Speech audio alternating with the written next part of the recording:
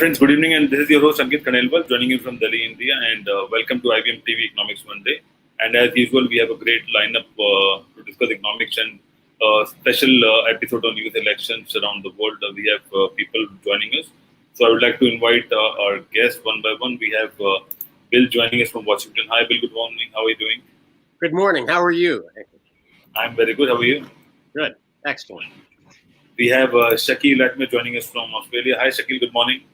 Good morning. How are you? Hey, Shakil. Good. How are you? We have Jim Aid from California. Good morning, Jim. Morning. Yep. Nice shirt, Sakil.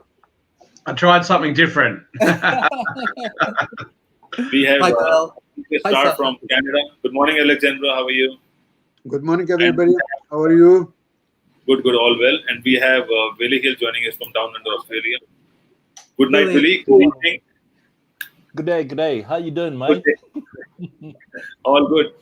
So, welcome to IBM TV Economics Monday. And as usual, we have a great lineup. A lot of people joining us from around the episode for next 4 hours. And I think today we are discussing about US elections and what are the perceptions after Kamala Harris and what's going on in the election and how that election hampers the economy process around the world, especially in US, and then goes forward. So, Bill, do you have any news for us today? Well, yes. We're not going to see anything for a while, and buckle up. It's an election.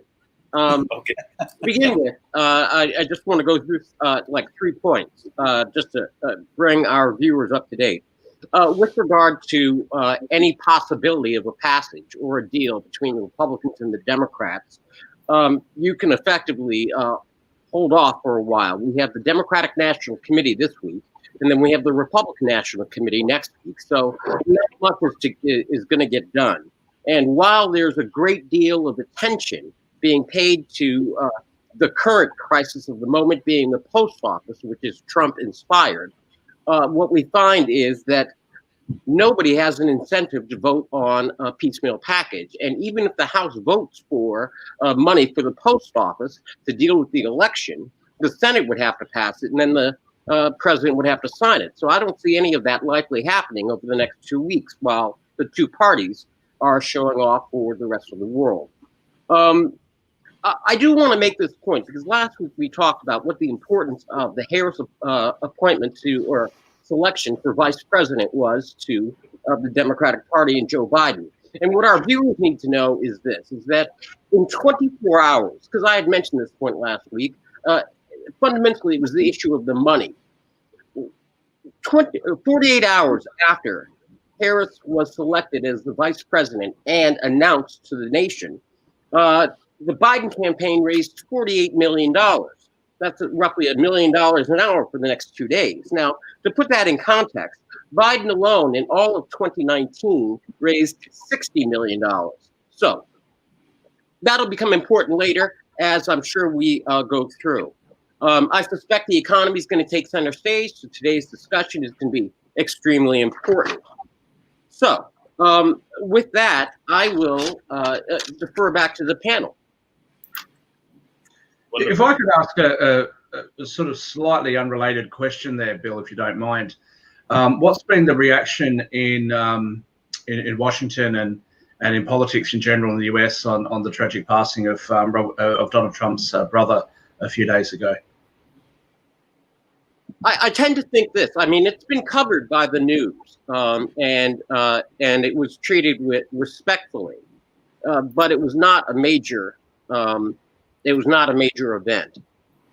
So in that regard, it was respectful, and people understood.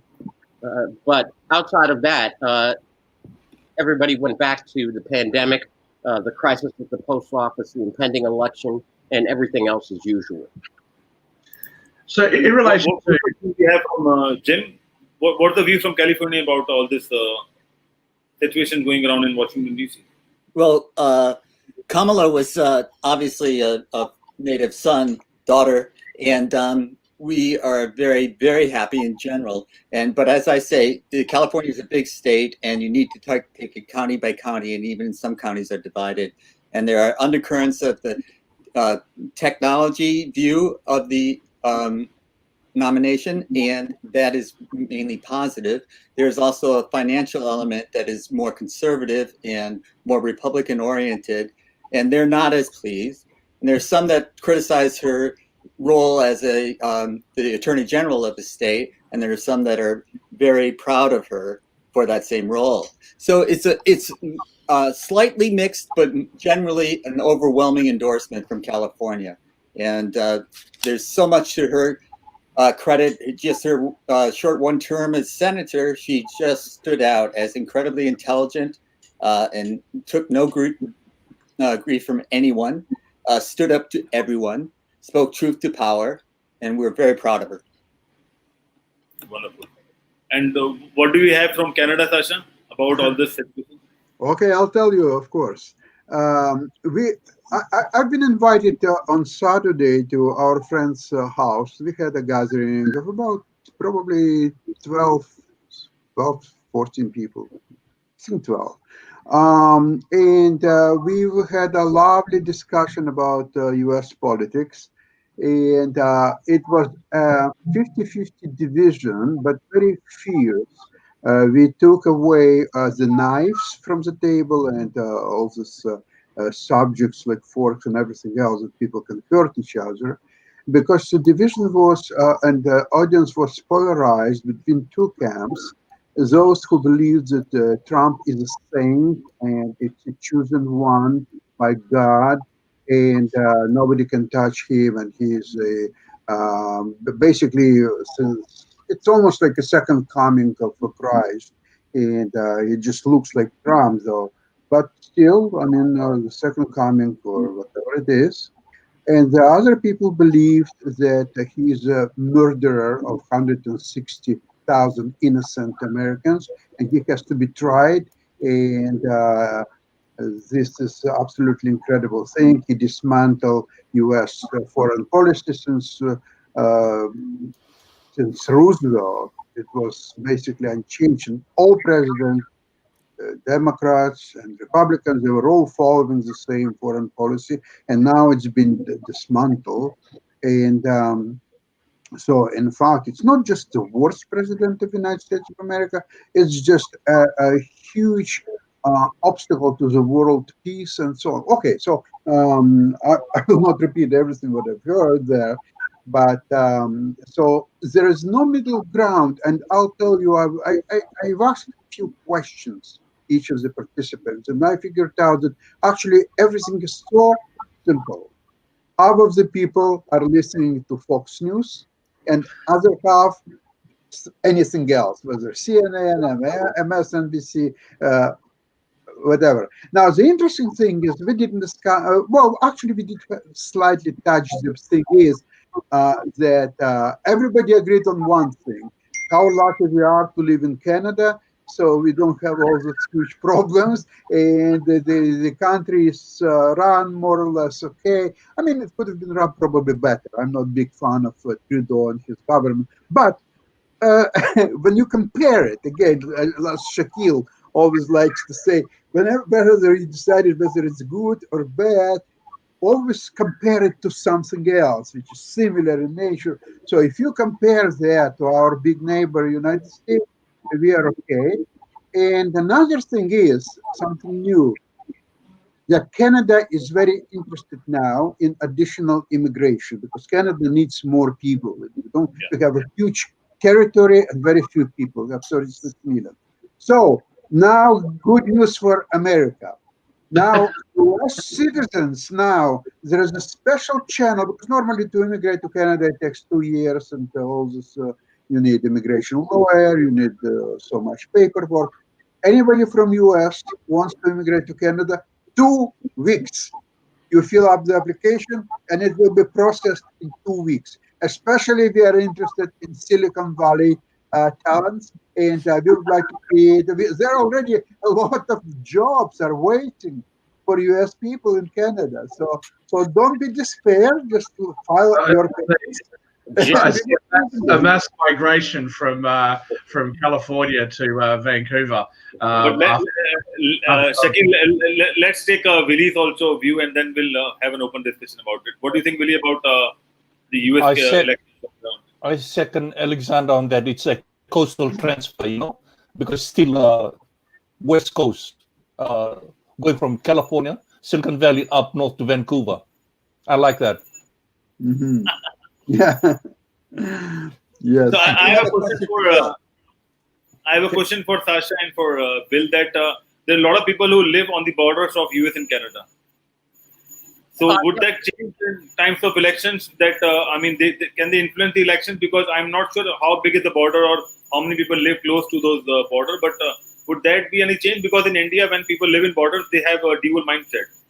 Actually, that's an interesting point that you raised. There are a number of points. I mean, we have an extensive border from the East Coast to the West Coast with Canada. It is the largest, longest, single unprotected border in, at least for the United States, as opposed to the wall down in Mexico or semi-wall. However, in places like Buffalo, New York, and then its equivalent over on the West Coast, there are a number of people that live on one side, work on the other, and go back and forth. Now, what's interesting about that is that over the weekend, Canada and the United States agreed to continue a shutdown of the border except for essential personnel, meaning doctors, nurses, and truck drivers for transportation purposes. Right. But there are a vast number of people. In fact, the Toronto Blue Jays, the professional baseball team, is currently playing their home games in Buffalo, New York, because Toronto wouldn't give them the permits pursuant to the COVID item. But there is a substantial population along that border going all the way across the United States. Correct. Wonderful. Sasha, you want to say something about this point? Well, on the other hand, NBA teams are all playing in Florida, and the hockey teams are all playing in Toronto and Edmonton, in two Canadian cities. And for some reason, all the visas and all paperwork was done for US teams, so they could play in Stanley Cup. That's right. That's right. So it works both ways, I guess. So, Jim, you have some questions for Bill? Yeah, I was going to ask Bill if he had read the op-ed in the New York Times today about Italy and their response to COVID and also what's going on politically there. No, actually, I didn't have a chance, Jim. Okay. But I'm listening. Go ahead. Okay, thank you. The gist of it was that Italy was, of course, one of the first Western countries to be crushed by this virus. And Italy is also famous for its political divisions. And many Italians live in cities that predate Italy. And so there is a strong association with their hometowns, their regions, and not thinking of themselves as Italians so much as, Florendians or what have you. And the response to the COVID has been quite informative in that the country has banded together in a way that they have not in the past since the country has formed. And they have adopted the social norms required to address the virus. And they have a remarkable recovery, and their death rate is now one of the lowest in Europe. And it's an incredible, fascinating thing to watch what happened to them, how they dealt with it, and what they're dealing with now, which is much, much different than the fractured United States, where some people follow the rules and some people don't. And we're much more fractured, and they're looking at us like, man, what are you doing? Why don't you take care of yourselves? We did, and we're more fractured than you were. But now the ball is in a different court. They're looking to us like we're idiots, and we're looking to them like we're not paying attention to their success and what they've done well.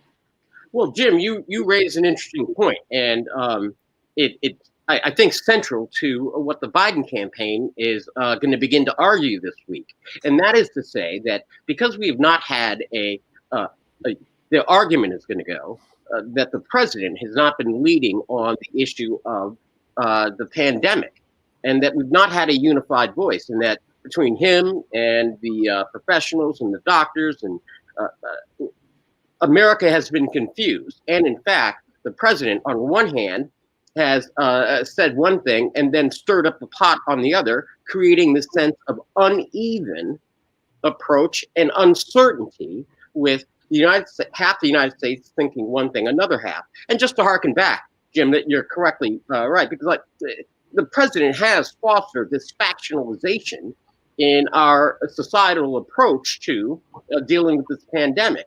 And just to remind you, Jim, that your governor, Governor Newsom, along with Governor Cuomo in New York, very early on took independent steps when they saw that there was no leadership coming from the White House. And that led to the feeding frenzy in the early days to get the necessary equipment, the PPEs and the other kinds of items. And what we see is, while that was a dramatic piece of it, we saw that same notion or theme ran all the way through, including our approach to developing potential vaccines. And now with school openings, and, business openings. So, Jim, you're absolutely right. I'm interested in listening more, though. Well, I just summarized the editorial, and if you want me to express my view, I'm welcome to. But Ankit's running the show, so. Okay. Yeah. Well, may I address that? I've been in Italy many times. And actually, before I emigrated to Canada, I spent 8 months in Italy near Rome, waiting for Canadian visas and papers to be processed or so on. So not that I know countries so well, but at least on my personal experience, Italy could be, in fact, a model for United States because although it's a small country by territory, it's quite diverse, geographically speaking, and even in social status of its citizens, even language. It's all Italian, but they have various dialects, and some people from south, from Sicily, they may not understand fully 100% the people who live in Turin or in Milano. So let me tell you this, that it's fascinating that they could also take approach that what's good for Sicily, it's not enough for Milan area, especially in Milan area, as we know, there was a big outburst of coronavirus. So in Naples, it then could be something else. However, they didn't take that approach. Somehow their treatment of the threat of coronavirus was quite uniform for all the country. Although even by population, it's not a small country. It's not like Canada, 36 million. So Italy, I think, well over 60 million people there. And they were quite successful in wrestling coronavirus to the ground. And I really, okay, there are differences between Italy and US, of course. I'm not blind to that fact, but there was still something a lot to learn from Italy, the way it handled the coronavirus. Wonderful. Shakir, you have to make some point? Oh, I'll just quickly say, now that Ben's here, I'm not sure how that American Civil War worked out, because now that we've scared Nick away for the week, I think this is the first time that, one, we've outnumbered the Americans on this show, and we're all from 12 countries, so yay for us. But no, I did actually want to ask a more political question. Kimberly's coming to the rescue. Yes, even out the odds. What a time. Good evening. Good morning. We're Morning. having some technical difficulties this morning, but we're all here, except for Nick. Is Nick here? I don't see We've him. scared him away. We've scared him away. Well and I truly. did, didn't I? So Nick is taking a lovely vacation, so good for him. I'm so happy for him. But that's what is, the economics of things seem to be getting better for people to be able to do that. A lot of my friends are taking vacations. So I think everybody's getting that little travel bug. I'm not quite sure what people are doing to make sure it's COVID safe. But what's the topic today, guys?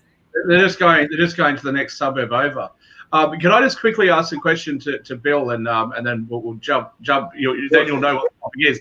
And forgive me if I'm pronouncing her name incorrectly. I know that Tucker Carlson said her name wrong. Kamala, I think is how it's pronounced. I'm not sure. But I'm a little bit befuddled by this nomination. I don't get it. Look, I know politics works a little bit differently in different countries, and obviously the US system is different to what we'd be used to seeing in Australia or New Zealand or the UK. But it just seems to me like a poor move. If it's an election, as an election strategy, forget about whether people like her or not. I'm not sure why you would want to have a VP coming in from California. It's already a blue state. Would it not make more sense as a strategy to have somebody from perhaps a more contentious state or a swing state to try and win over some of those votes? Would that not make more sense to Bill and Jim? What do you think? I mean, California, you live there. You know that California is a very, very blue state for the most part. Does it make sense to have somebody from California? I'll defer to Bill, but I definitely have a response. Okay, well, I was going to defer to you, Jim, but I will go first if you'd like. Sure. Okay. Setting aside the number one, at least Biden's identified number one priority, which was a working relationship when he governs. That is somebody that he knows, trusts, and who's ready to step into the job. Setting that aside and thinking about it in terms of pure politics, this is what you need from a vice presidential pick in order to solidify your ticket. You need someone that will unify the party on a number of different levels. Demographically, you will need somebody that brings financial resources, someone that will serve the role as not an attack dog, but a prosecutor for the case against the president, so that the candidate can be above the board. Now, with Senator Harris, this is what you have. You're right. She's from California. There's no doubt that California is going to go blue in this election. However, California, on the issue of money, has already demonstrated what it was going to do. And it has $48 million in 48 hours. And the next thing is, demographically, what's been going on over the last 20 years has been the browning of America. America's changing. And people are slow to realize it, but the faces of America are different. So, in one fell swoop, you have Senator Harris, who is of Indian, as in from India, descent, which motivates that part of the population, but also African American in the number 2 spot, which energizes all of the electorate. So it energizes all of the voters in the swing states. Because remember, it's about turnout in the November election. And it's about the turnout of the Democratic base, which has been supported by people of color, brown, blue, yellow, you name it.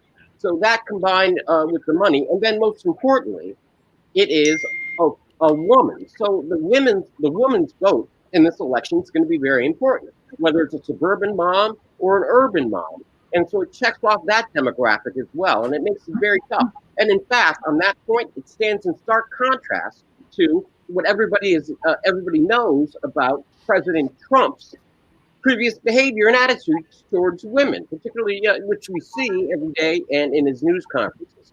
So on that point, for all of those reasons, it makes perfect sense. Now, on top of that, Biden explained that he knew that Senator Harris had worked closely with his son. And so then that checks off that box as well. Jim? Thank you. That was a brilliant synopsis of what the rationale behind picking her was. And also, Shaquille, I respect you, and I know you're a very bright guy. And because you're not from the United States, you express what is a very superficial understanding. But I've also heard it from Americans. But you don't.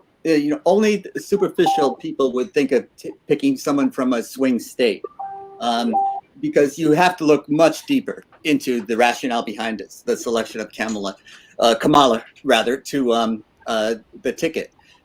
And one of the things that people overlook is that because California is a blue state, Senator Harris will become the vice president, hopefully, and so she will have to be replaced on the Senate. And the control of the Senate is of the utmost important in this coming election, and she will be replaced by a Democrat, by a blue governor selecting a blue replacement for her. And if you pick someone from another state with maybe a Republican governor that is a Democrat, they might not be replaced with a Democrat. So this is another key factor in selecting her, so you don't lose the Senate as well as possibly the election. So I didn't I'm not done yet. I'm not done. I have not ceded the floor. Can I butt in just for I a have not second? ceded the floor. I want to finish my statement, and then you can chime in. And the other things are all what Bill was saying about what a great selection for you is, because she's bringing in all of these different population groups. Yes, she's Jamaican father. Yes, she has an Indian mother, and yes, she looks more like America than Joe Biden does now. And in 20 years, she will look much more like America does now. Thank you. Thank you. Okay, Bill, that was, I mean, Jim, that was perfectly said. And Bill, I think we've hit the points here, but I also think that we are opening up the door, which I thought was a very dangerous move on his part, because McCain tried to do this, is to open up the door for more women votes. But I find it odd that a lot of women can be very vicious towards the women in power and say a lot of rude comments about them. And what they forget is that, oh, you know, she doesn't behave properly. She probably behaves more like a man to fit into that man world. A lot of these women, they're very powerful, outward spoken people. But what I want to say something too is on the Trump side of the track is that, you know, Trump has been known to put down a lot of these women, especially in the beginning of the campaign. He's going to be very rude and facetious, and he's going to make rude comments. My dad raised me to believe that people who do that are just bullies, right? And they're afraid. They're afraid of the person that they're looking at. So what that had told me from the very first campaign is Trump is very afraid of women. You may not think so, but if you look at how he insulted the women in the last campaign, and it was just nothing but one insult after another. He couldn't hit on head with them on real campaign issues. And people picked on Johnson for not understanding one question that was very, you know, of an issue happening at that time. And they rammed him into the ground, and so did Trump. So, you know, they kind of got rid of Johnson's ability off of one question, where Trump, you know, he listed Canada as a state. So, well, except for maybe he thinks Canada is one of the states. But, you know, I think we haven't been very clear and very honest as our own selves as to what we really need for leadership.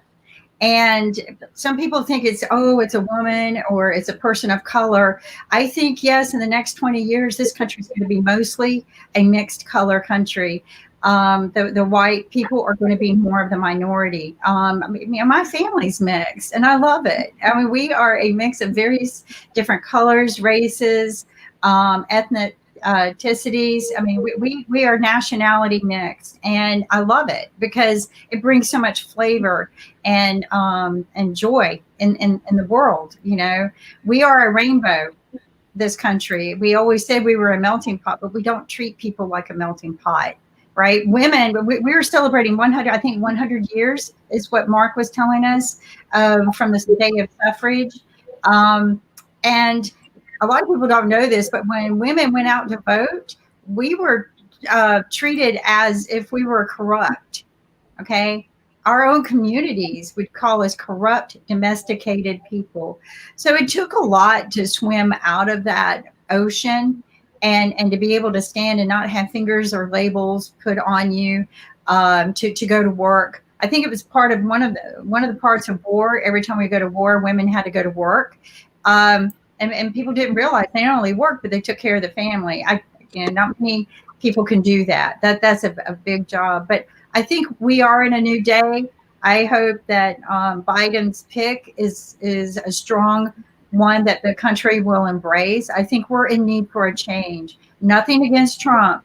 I just think we're in need for a change. And I've never said he was a bad president. He just wasn't my type of person because he insults. Every word that comes out of his mouth is an insult. Whenever you need help from him, haven't I done enough for you? What else do you need? I mean, there is, to me, he lacks that empathy, and maybe people wanted that. Maybe people felt like they needed a bully in the office, but we don't need that. We need somebody now who can build bridges. It doesn't mean he wasn't good at some things and didn't accomplish some things, but we need to build bridges now, not walls. And we need to establish relationships and a unitedness in all of the world.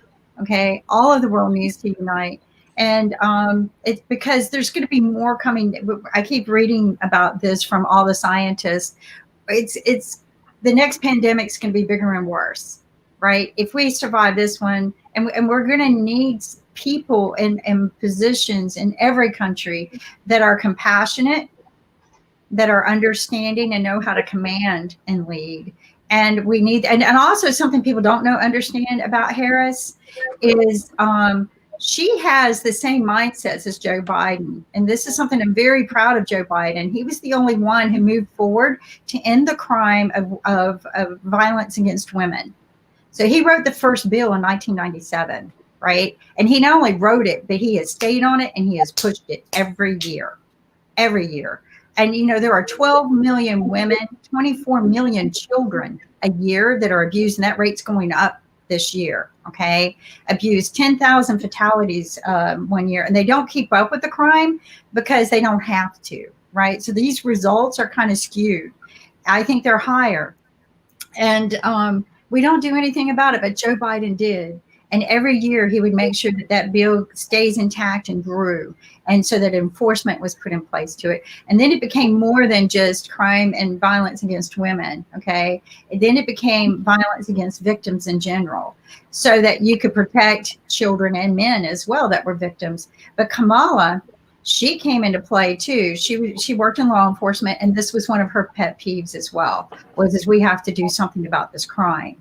And she pushed it. And I think that that's one of the reasons is that one of their big missions and passions is ending recidivism crime. Because when you do that and you find solutions to end this crime, preventive, right? And that's what they're about. They're about preventive measures, investing in things that you don't see because the outcome is something that you're not going to see because you don't want to see the outcome.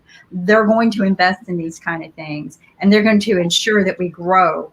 And that's what we need now. We need a different seed, and we need to grow healthy and wealthy and inspirational. But we need to end some of these crimes, and I think that they will do that. I think that's one of the reasons a lot of people don't like Ms. Harris, is because, and Bill, you can correct me on this, is because she did do a lot of enforcement, and she did make sure a lot of people go to jail. Am I right? Yes, you are. Yes, you are. As a matter of fact, it's actually quite interesting, and Jim, I know that you'll appreciate this. The attacks so far on Senator Harris are calling her like a runaway socialist, and in fact, she came up as a prosecutor. And quite frankly, the progressive wing of the Democratic Party doesn't like her. She was not their first choice, their second choice, and they finally gave up and said, "Okay, we'll take the third choice if we get." Thank you, Bill. But here's my thing: do you think they're afraid of her because she does enforce the law? Like she doesn't tolerate certain things? I don't know what their thought process is, but what I can just simply as an observation point out is that whenever you're 78 days away from being reelected, and all you can do is attack a vice presidential candidate, there's something going on there. So I don't think they can lay a glove on her because the progressives are going to come out and they're going to talk about her prosecutorial path. But very quickly, I wanna address what you just said about Donald Trump and his relationship with women, how abusive he is, and so on. I want to tell you something. I talked to one psychologist, and what he said is that Trump is absolutely paralyzed. He fears women. He absolutely fears them so much that, well, look, even remember all this hush money he paid, what, $150,000 to one prostitute. He could have her for $200. Instead, he's paying $150,000 just for her to be nice and quiet and so on, because he knows that he, by his usual men's appeal to women, he cannot get anywhere. Nobody needs him. So he prefers to paying hundreds of thousands of dollars and to try to at least buy love, because he cannot get the normal ways. So Thank before we you, proceed, Sasha. I would Thank like to you welcome, for supporting that. Yeah, I want to ask. Tim, I want to ask. before we proceed, we would like to welcome Bill Pencourt from Great Britain, and then we have Sharif joining us from Malaysia. Welcome to our IBM Economics Monday, and I think it's Ben wants to ask something. So Ben, over to you. Yeah, I want to ask something. Kimber, that was a really passionate speech, and it was really fascinating to hear, and I thank you for that. It's always great to hear different people's opinions. What I'd like to ask really is it's a bit take yourself out of the equation. Asking a cold question now. Economically, both in the States and in the world, who is the better option at the moment? Is it Trump and his current regime, or is it Biden and what potentially could be the new regime? Well, it depends. Do you want to file bankruptcy or do you want to build?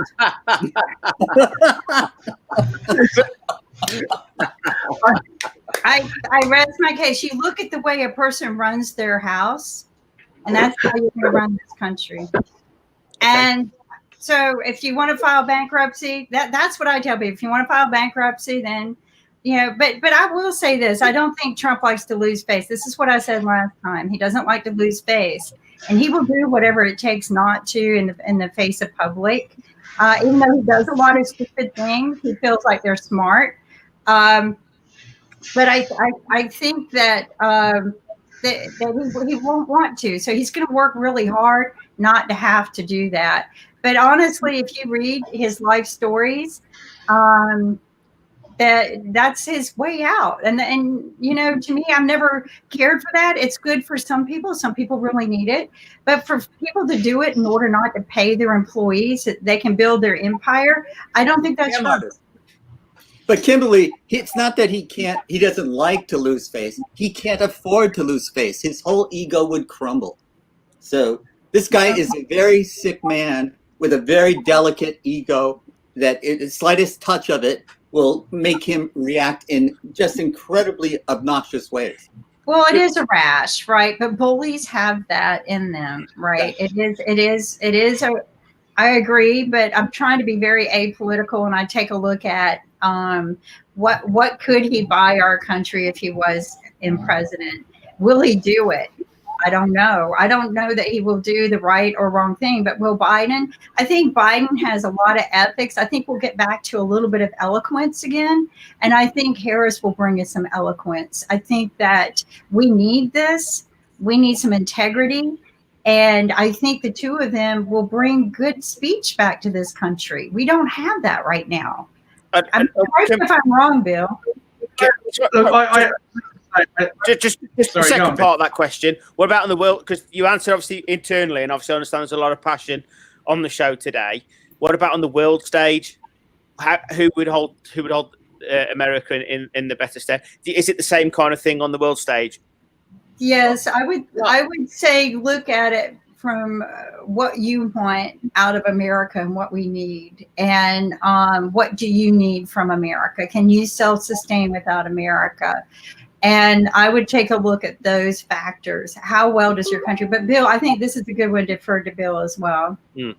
Well, actually, and thank you, Kimberly. I just wanted to just kind of put this in context, and that is to say this, that right now, I think that without being facetious, although I do mean it, the economy is in a Trump-induced coma.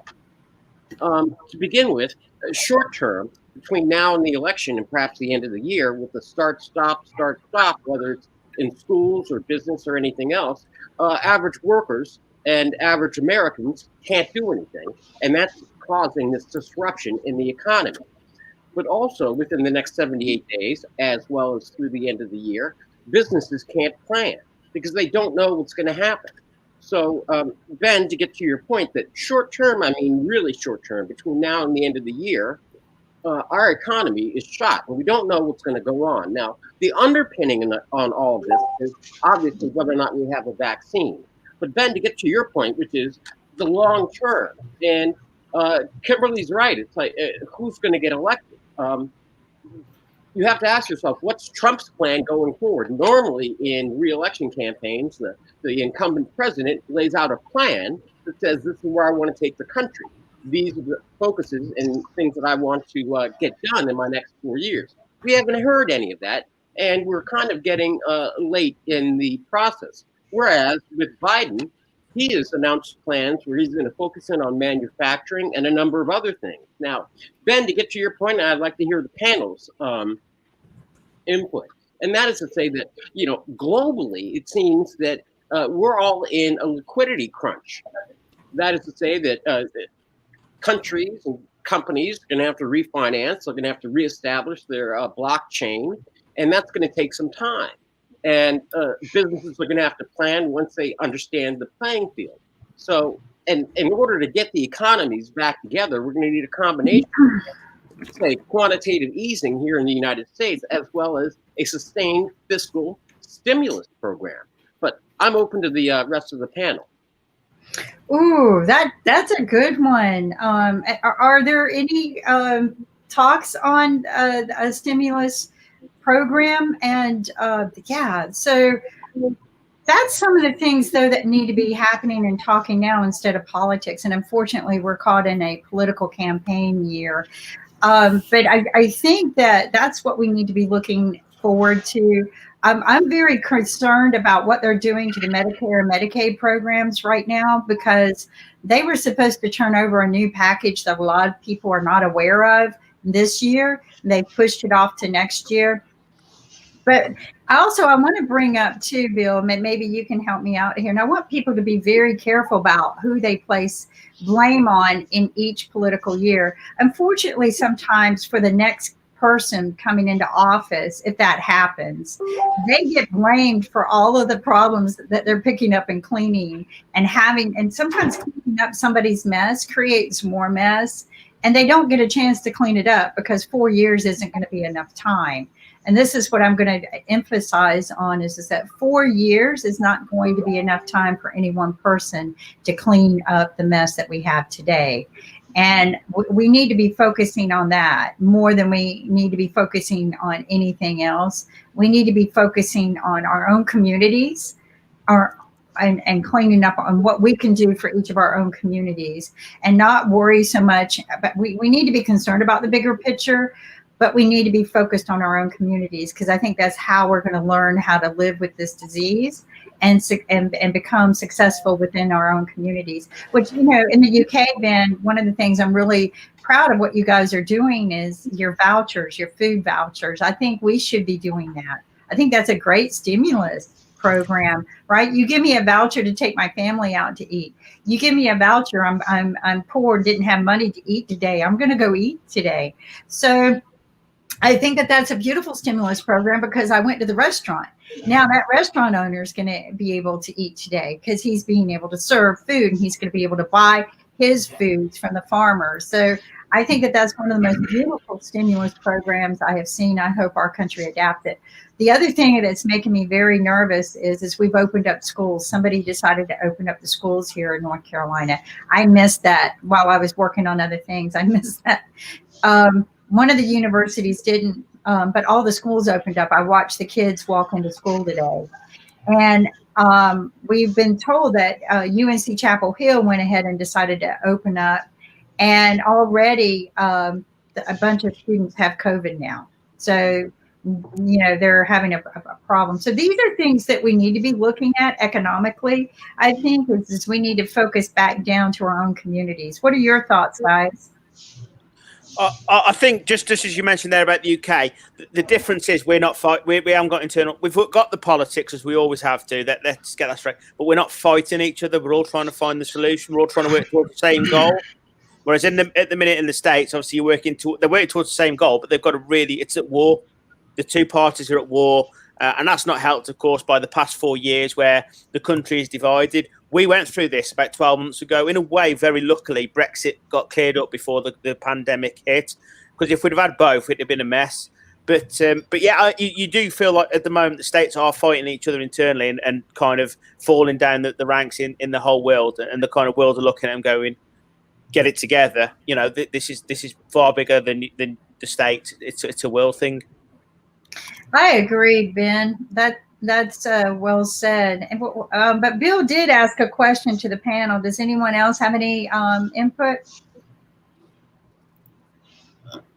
Bill needs to repeat the question. I think everyone is. Yeah, I think I kind of ran it into a different direction. Bill, can you repeat the question?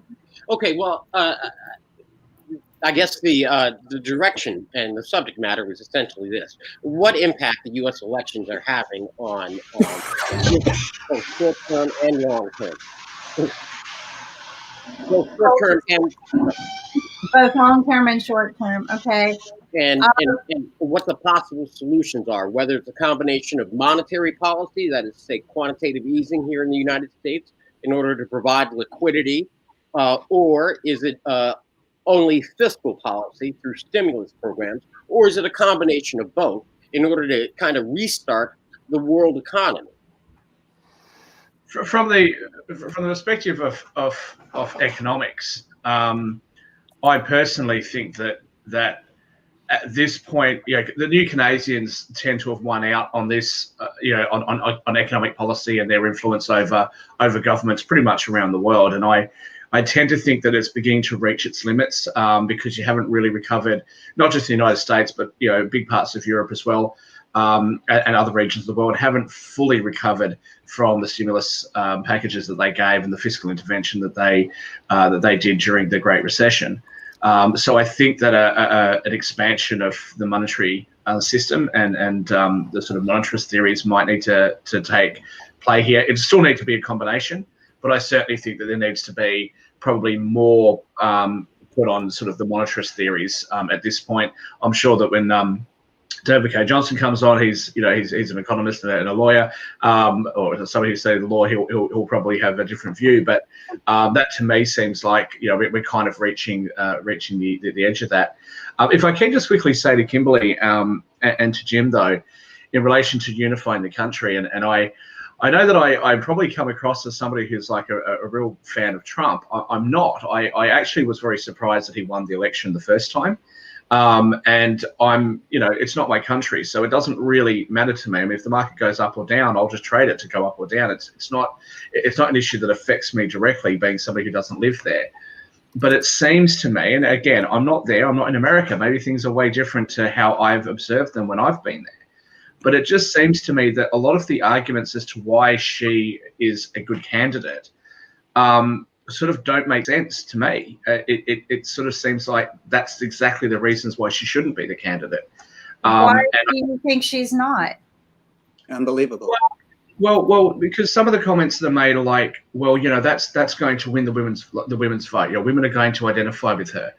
Well, they don't. Okay, yeah, they don't. But in the first place, if the Democrats put her there in order to try to get more women to vote, that didn't work a few years ago. Democrats didn't put her there. Joe Biden did. Let's be real. Yeah, the Democrats didn't. The Democrats, she was like third choice, fourth choice, right? I waited, Jim, while you and Kimberly spoke. So, okay, you guys aren't. But go ahead. I get it. You guys don't like Trump. That's fine. And I'm not defending him. I'm just saying when it comes to the political issues at play, when Hillary Clinton was there, a lot of women didn't vote for her. They voted for Trump.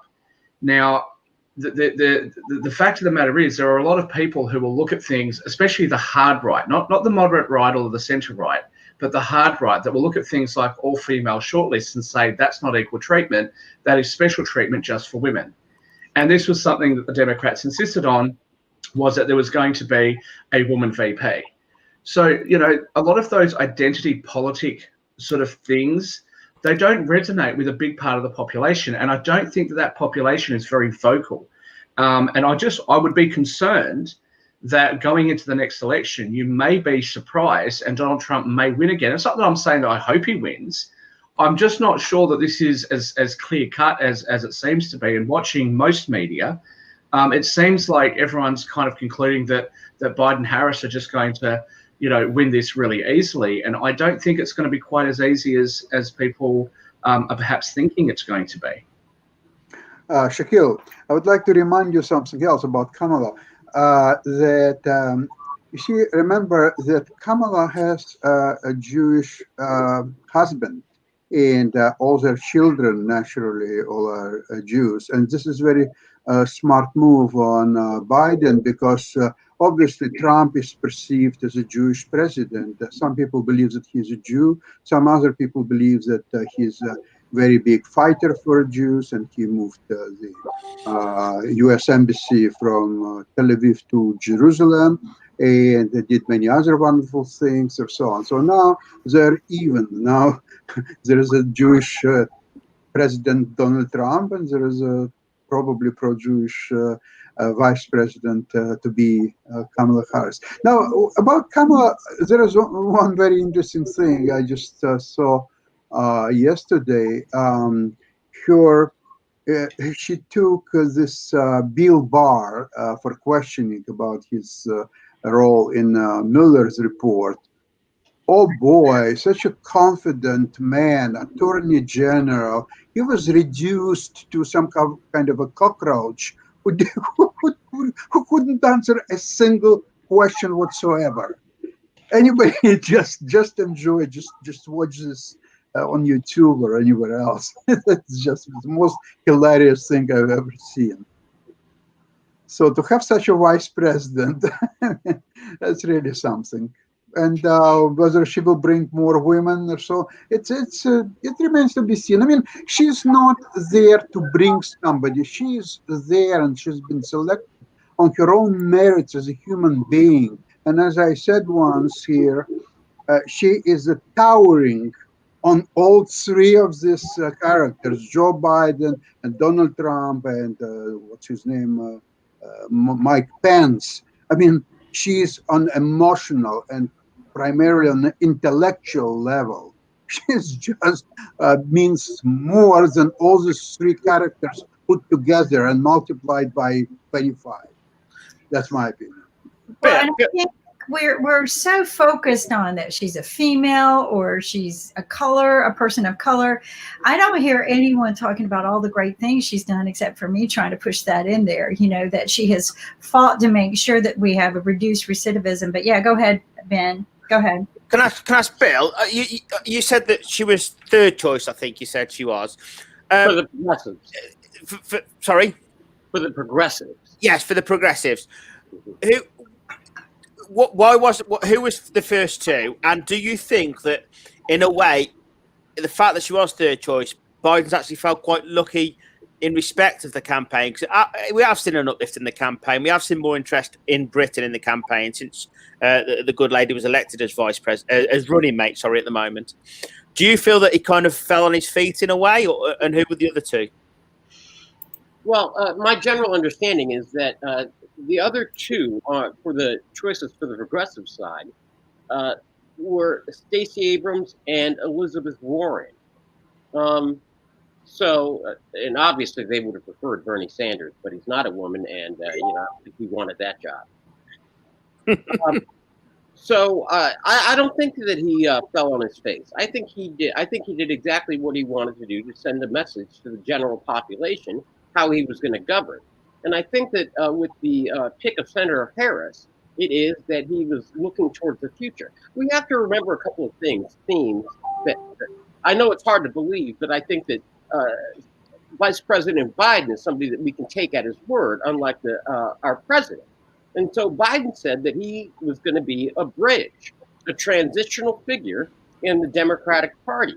And so Harris is 20 years younger than he is. And so he was looking to both govern with a partner, someone that could step into the job should something happen to him, but then also looking towards the future.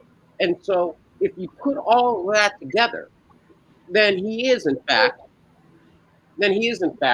I think I've lost you. He in fact made the right choice. Okay, thank you, Bill.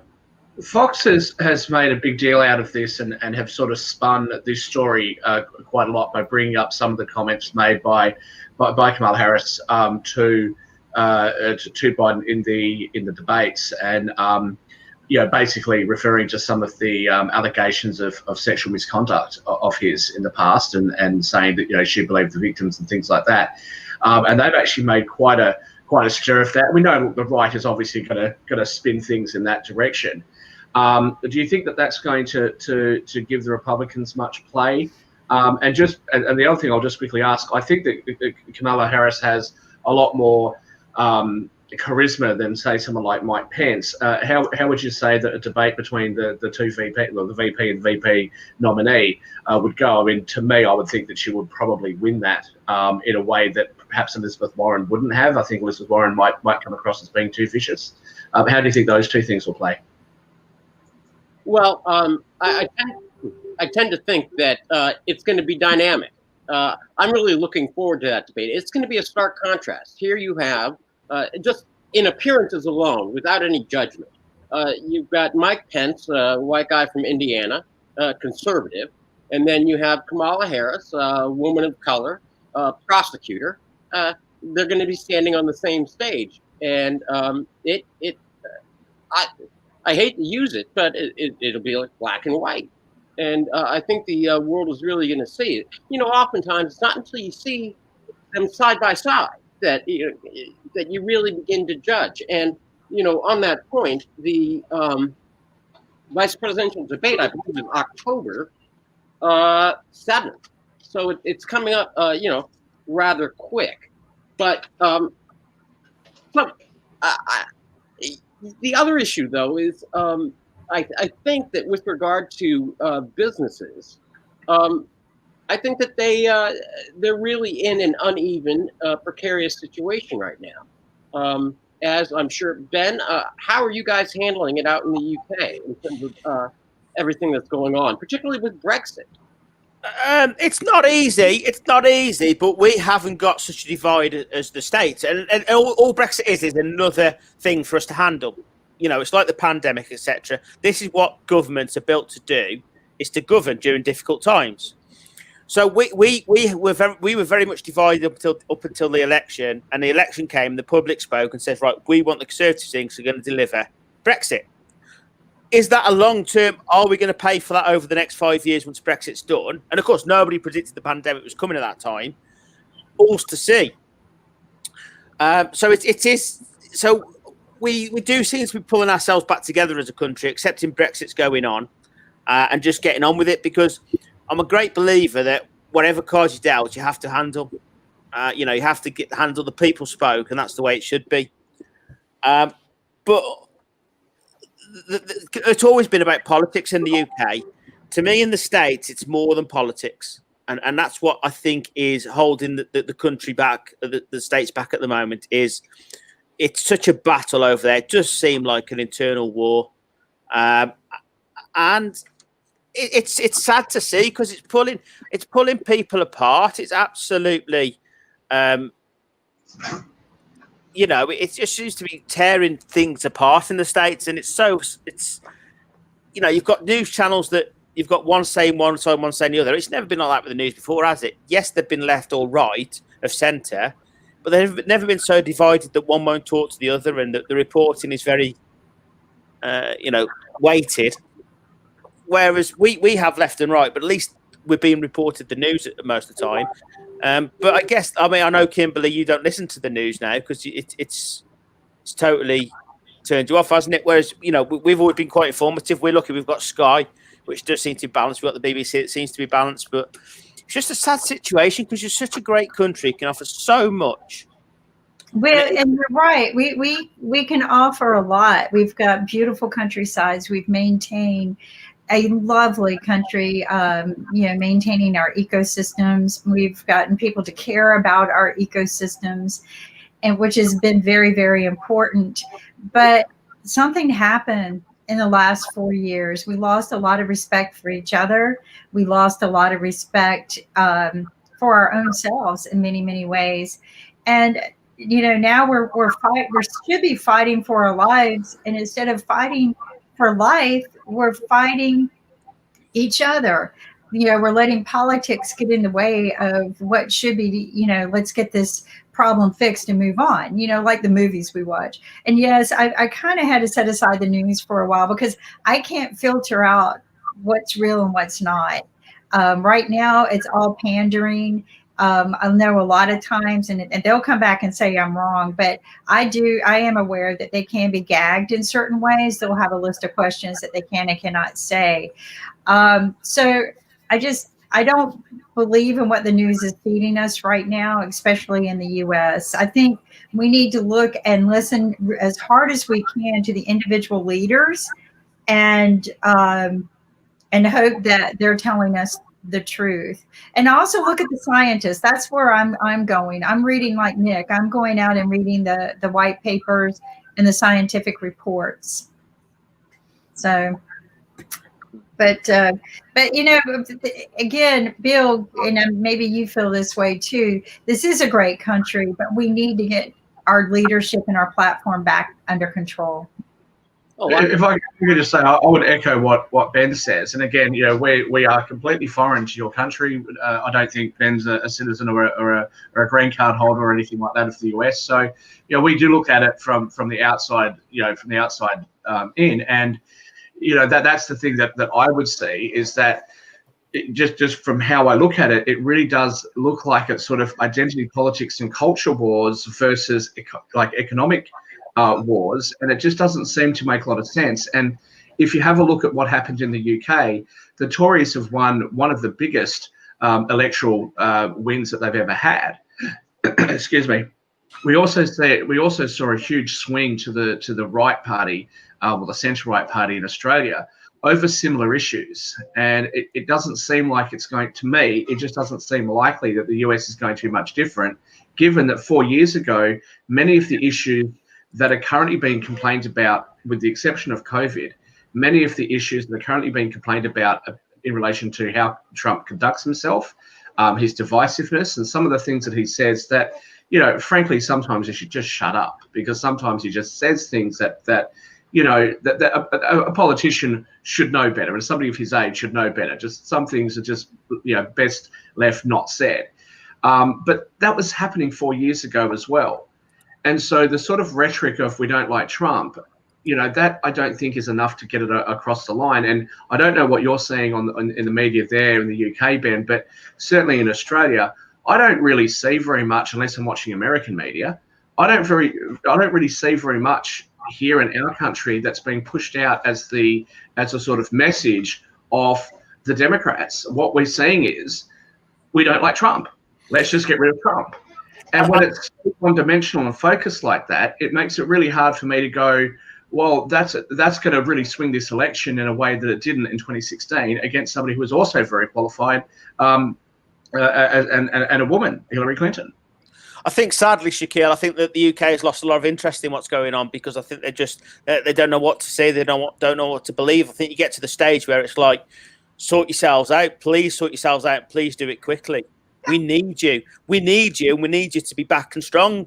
But we can't get involved in internal politics. You can't get involved. It's election. We're all sat here. To be honest, UK sat here, and I think politically as well, we're sat here waiting for November before we get into any serious conversations, because it's sadly, Bill, you're saying, I think you agree totally there. It's just sad, because we want to be interacting with you, we want to be talking with you, we want to be doing trade deals, but we can't, because firstly, Trump fights the wrong people. He fights the wrong people. So I think we've lost interest, if I'm honest.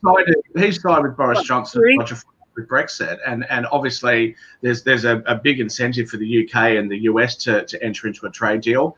And in the UK, look, Brexit is looming.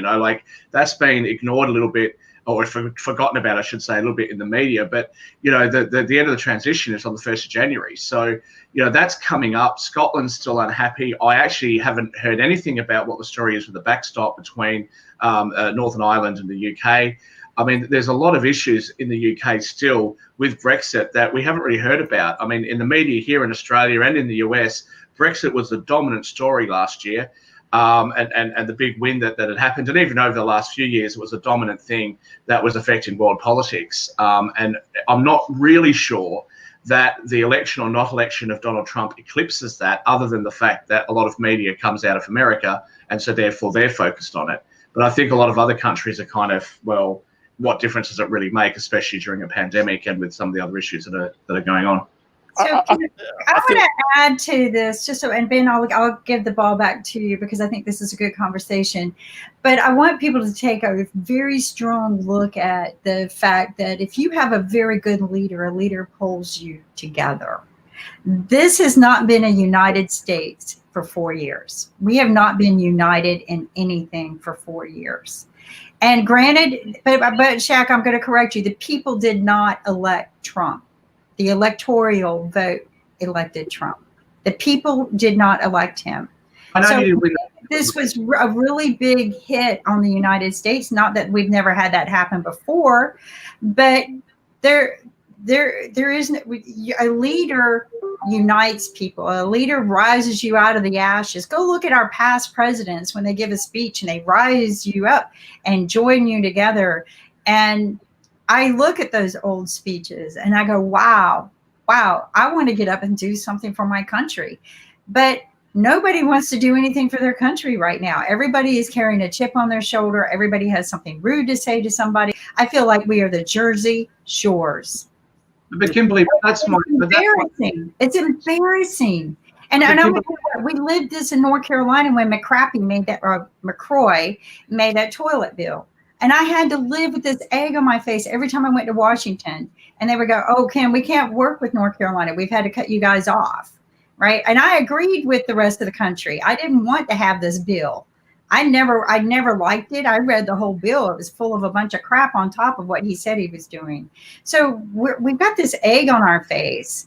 And who changes that? Our leadership. And Bill, not Bill, Ben, correct me if I'm wrong, because you were kind of still talking when I interrupted. Correct me if I'm wrong there. Is that how the UK is looking at us? Yeah. It's a lack. I mean, we're very fortunate. We do have direction. We do still have the two political parties that have different opinions. And it still can debate, and I think that's the difference. Yours isn't. You're not debating at the moment. The States, you're literally pointing, jabbing, arguing, shouting till you're blue in the face at each other. And this is the difference. And I know it's election time. I respect that, but we've never ever got to this degree of nastiness in the UK. No matter what's going on, and it just seems. It seems that you're not looking for any positives. We look for the positives. So like you say, with the pandemic's going on, and yes, Labour disagree a lot with what the Conservatives are doing. That's natural politics. But they're still looking for ways to improve. And it's still that positivity. At the moment, and again, looking from the outside in, looks like all the states are trying to do is down the worst, try and be the best of the worst to become president and vice president. That doesn't make sense. It should be the best of what you can offer your country. And I think that's the difference at the moment. Like you say, the meal deal at the moment on a Monday to Wednesday, etc. Is helping. And to be fair to Keir Starmer, the leader of Labour, he's backing the Conservatives in a lot because all they want to do is come out of the pandemic. All that comes out of the States and all that comes out of the media in the States is it's not happening, it's not real, it's not doing this, it's not doing that. There's no. Well, if we did this, it would help people. And of course, now the economic situation is only getting worse. And from what everybody said this morning, that's when you really get into trouble. Is when your economic situation crashes, because without any money, I don't know. Well, what's got me, and I can't wait for David to come on. Maybe we can talk about it. Is we printed, $2 trillion, and we've put out there in circulation, but it stopped. It stopped in somebody's pocket. This is what I keep saying. But Shaq, you had something to say? Oh no, it was just to sort of repeat what I'd said before. That's kind of exactly my point. It's about.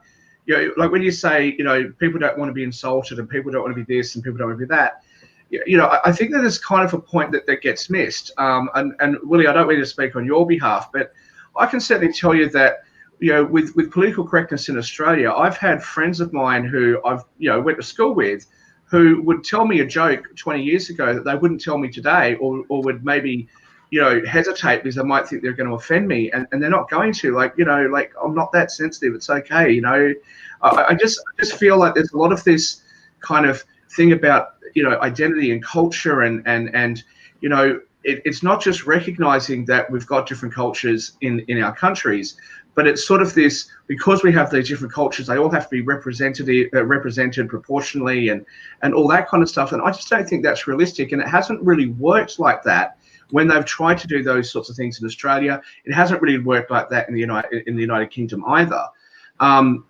And so I'm not sure that that's a great strategy for the US. Now, look, I don't know who's going to win the election any better than you guys do. I mean, I have no idea, but I just feel as though when we see media outside of the US, if you're not paying an awful lot of attention to US media and you're just looking at what we see in Australia or in New Zealand or in the UK, it doesn't seem like there's a huge economic argument being made, and it doesn't seem like there's much there that is sort of a unifying force. So, you know, I'm Indian by ethnicity, as are a couple of other people on the panel today, but I'm not going to vote for somebody just because they're Indian. Supporting Senator Harris. Sorry? So you should vote for Senator Harris. I love that, Bill. So hold on just a second. I think Sharif had... I don't vote for somebody just because of the color of their skin. I don't vote for somebody just because of their gender or whatever. And that's what Ben was saying. You know, like you're supposed to be looking for the best candidate, not a candidate because of the color of their skin or their gender.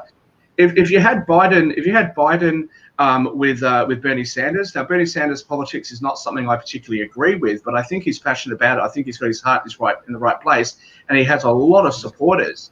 If it was a Biden Sanders ticket, I think the Republicans would be in real trouble, and I'll be saying, look, I think the Democrats have got this home. But with this particular ticket, I'm just not quite as sure. And I could be wrong. I'm just not quite as sure. Bernie was a little scary, but Sharif, like I know Jim's back, but Sharif has been waiting to speak. Oh, sorry, Sharif. So and then I want to hear from Willie for a minute, and then we'll get to you, Jim. But go ahead, Sharif. Okay, thank you. Basically, I just want to add something. I just want to give some extension in terms of what actually Kimberly said. Look, like every political discussion, what we do, we actually criticize. As an example, every country, not only in USA, even in Asia, every country, we try to criticize a person. Let's say we are trying to criticize Donald Trump, we are trying to criticize Joe Biden, even in Malaysia or in Bangladesh or in India, every country we try to criticize politicians. Is it the right thing that we just try to criticize the politician, or we have some system error? Every country, we have some system error. Let's say in pandemic situation, like what actually the politician's duties and responsibility. Like politician must need to care about their country's people and care about their community, and this is their job responsibility. And what Kimberly said, this is absolutely true, that politicians need to unite their nations. This is their job. But my question is that why different political organization as well as country, let's say Kimberly said that people not elected Donald Trump. Okay, he come up with another process. But my question is that why this system error? Why this electoral vote is so much of powerful and what the issue? So every country, what we find that please, economy and politics move together. That is true. But politician has some responsibility. We need to create elite group of politicians, those who can care about their people, those who not only care about business organization, those who are not be only corporate puppet.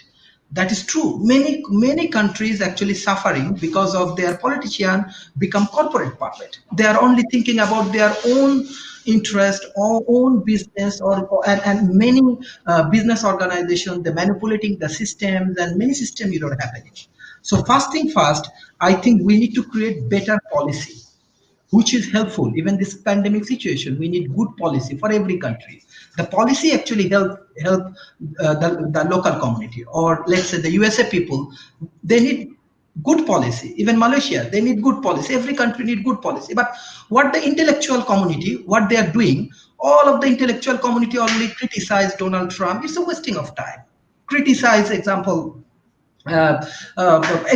she is lady, she is man, this, that. It's actually, I want to say it's not a constructive way of politics. Like intellectual community, they have to be more focused on better policy, how we can give them better education system, how we can give better healthcare system, how we can create more security, how we can overcome, because politicians go to the ground when any corporation do monopoly or other things, and he or she will save his nation from this monopoly. That is the job and responsibility. But I do not want to say agree or disagree, but my problem is that each and every country, if they do not focus on good political environment, intellectual community do not go to this politics, only they think that other people come, this is other people's job. No, this is intellectual community jobs. When we feel that, okay, there is an educated group of people not only for classroom or university, like for corporation, educated group of people, they need to be more focused on politics. Then the bad people, they will face a lot of challenges, and ultimately the good politician grow in a challenging environment. So ultimately one thing just I want to say, we should focus on better policy, not to criticize the politician, because it will not give you a good result. I know other people want to come in there, Sharif, but the reason why you're not hearing good policies is because this diversion tactics. The easiest thing to do when you don't have good things yourself is to down other people, and that's not just politics. That's in the world. So that's my answer to your point there, sir. Is that it's because they've got nothing better to say themselves in a lot of ways. That's right. They tear people down to build themselves up. One of the things I was doing during the primaries, because we did have a lot of women there, but I wasn't looking at the women. I would close my eyes and listen to their answers, right? And quite frankly, I thought Pete was a great candidate, because whenever he was asked a question, he would do the math, right? He would do the calculations and the math of what it was going to take to make this a great country. Occasionally, he might have gotten defensive. Biden was another one. He might have been slow, but he stopped and did the math. He was calculating the math. And there were two women who would do the same thing. They would sit there and go, this is the answer. This is the solution. And that's the people we need in office. We don't need someone who's, I'm great, you suck attitude. We need answers. We need a calculated voice that's going to sit there and say, this is the problem we have. This is where we need to go. And we're not getting that. We're getting, it's all mudslinging, propaganda, pandering. And, you know, we need to filter out of that. And quite frankly, if I watch the debates, if I choose to watch the debates, that's what I'm going to listen for. I'm going to listen for who has the calculated answer. And I'll guarantee you, because Trump didn't have it last time either. He had a comeback for every question, a put down for a lot of things, but he didn't have an answer. And that was something I looked at during the last campaign, was who had the answers, not who had the best ads, right? I'm not going to sit there and watch people who are getting paid to say something nice about either candidate. I'm not going to do it. But I have done some or work with some of the people that are candidates in my past. I have interfaced maybe with people who work with them. And so I take that feedback for my own personal use. I call it backstage opportunity that, you know, I have learned maybe personally through work experience or something about each person that are there. Just like Thom Tillis, I don't like any of his policies, but I like him as a person because I met him as a person thanks to Nick.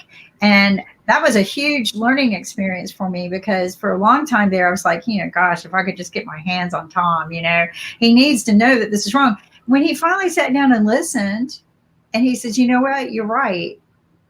Maybe that was a wrong policy.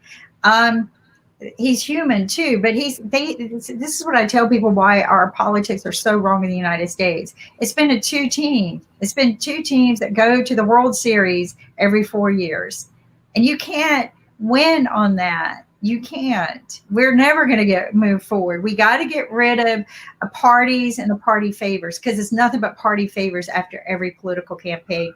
They will make you promises, promises, promises. And I watched this in one of the governors who said he was going to do certain things for a certain particular group of people. Okay. He made promises, these big promises.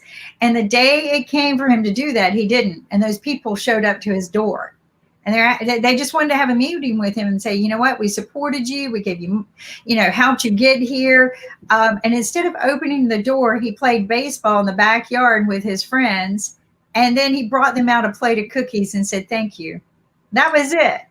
That was the way he handled things. This was McCrory.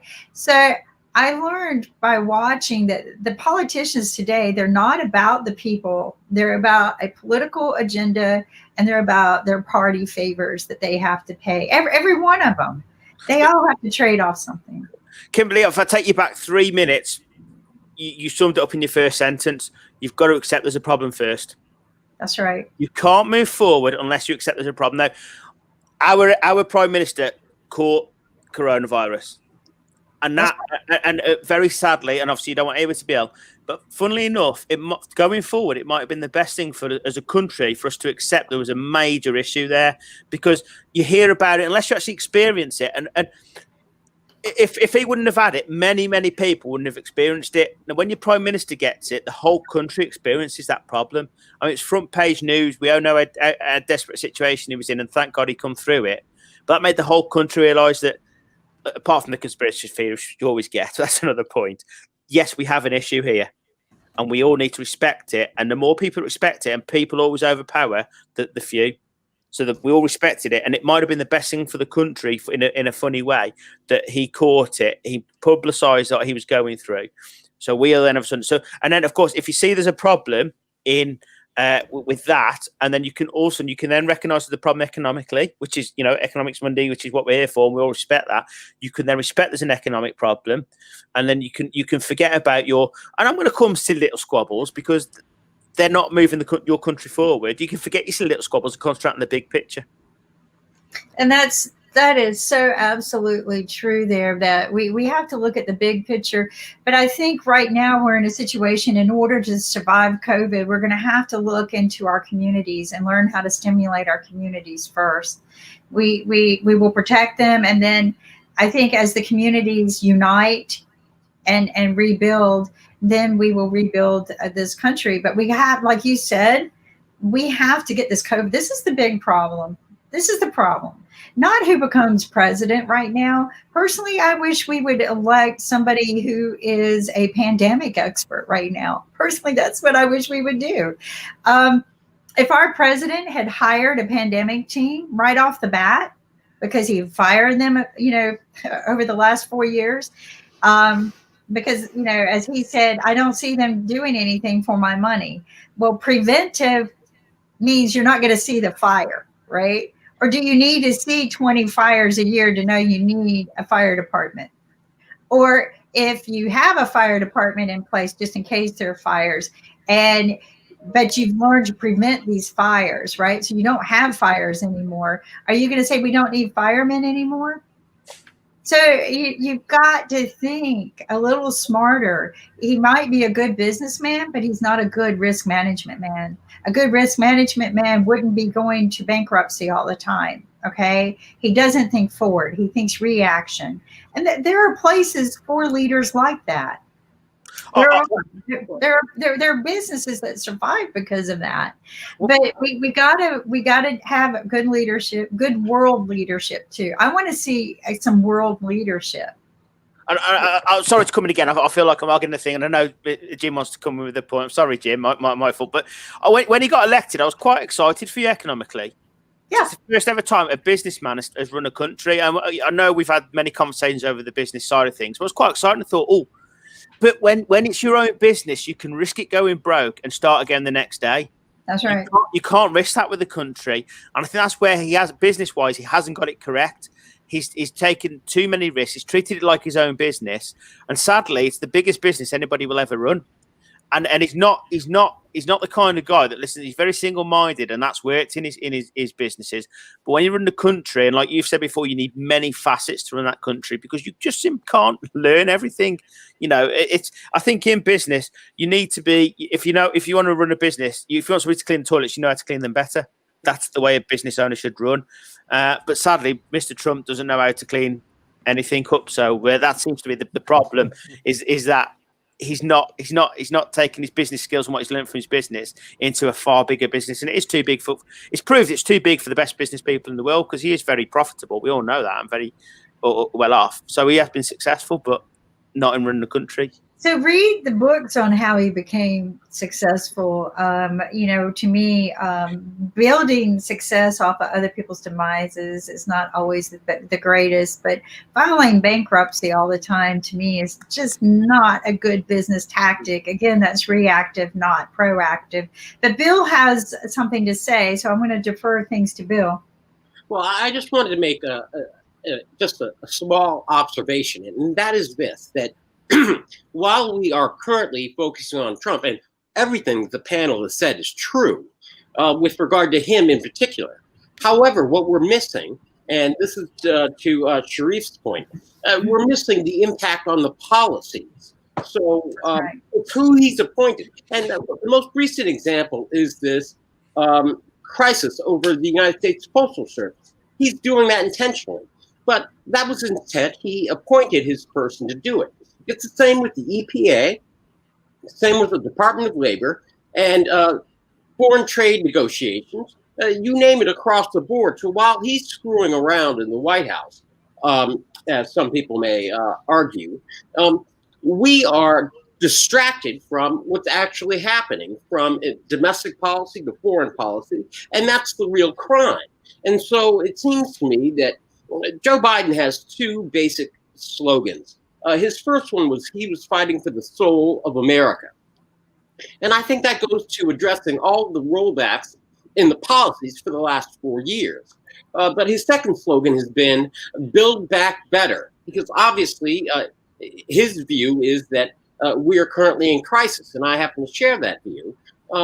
But building back better, which means putting everything back together. And so, Kimberly, as you enunciated, that's exactly what I believe he's looking to do. But I just wanted to make the point that while we're focusing on Trump and his obvious failures, it's the damage that's being done through all of the agencies. And again, that boils down to leadership. That was well said. So, Jim? Yeah, I wanted to get in a little bit earlier when the topic was best people. And if anyone can convince me that the two best people are old white men in their mid to late 70s, good luck convincing me. Those are not the best people. People that are CEOs that reach that age hire a chief operating officer, someone younger, to run the company for them. They can stay in positions of power, but they have other people running the company for them. These people should be advisors in advisory capacities, not presidents. That's my first statement. The second thing is when you have people that want to hire somebody to run their business, we have a cabinet for that. That you can't do everything, so you hire people. Look at the people Trump has hired. They have resigned in disgrace or disgust.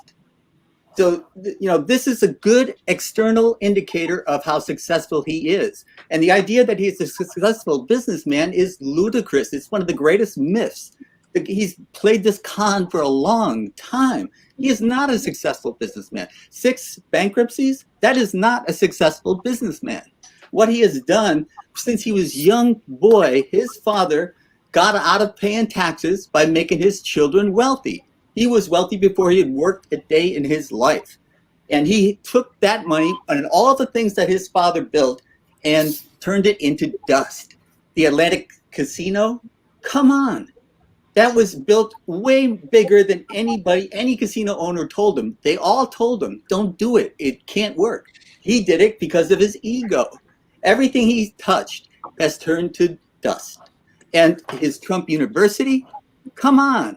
His Trump charity, come on. This guy is an enormous failure in business, as well as an enormous failure as a leader. And it's not that I'm anti-America when I say that I am anti-Trump. We were fools, and we were fooled once in 2016. Now, fool me once, shame on you. Fool me twice, shame on me. That's we're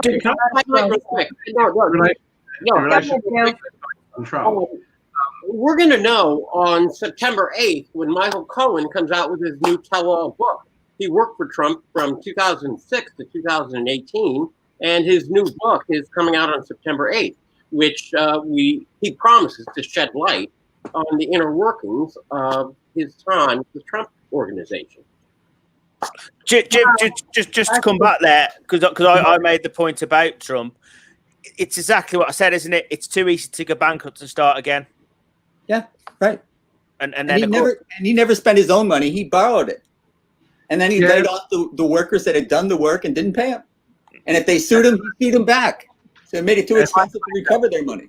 But this is something the country knew when they put him in office. This is something that the electoral people, the people who do our electoral voting for us knew.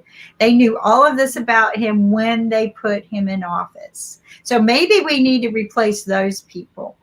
Those are the people who made that choice for us, not the voice of the people. The voice of the people made their choice, but the electoral people are the ones who chose him, not us. So that's where we need to make our change. And I think that's what Sharif was talking about, changing our policies.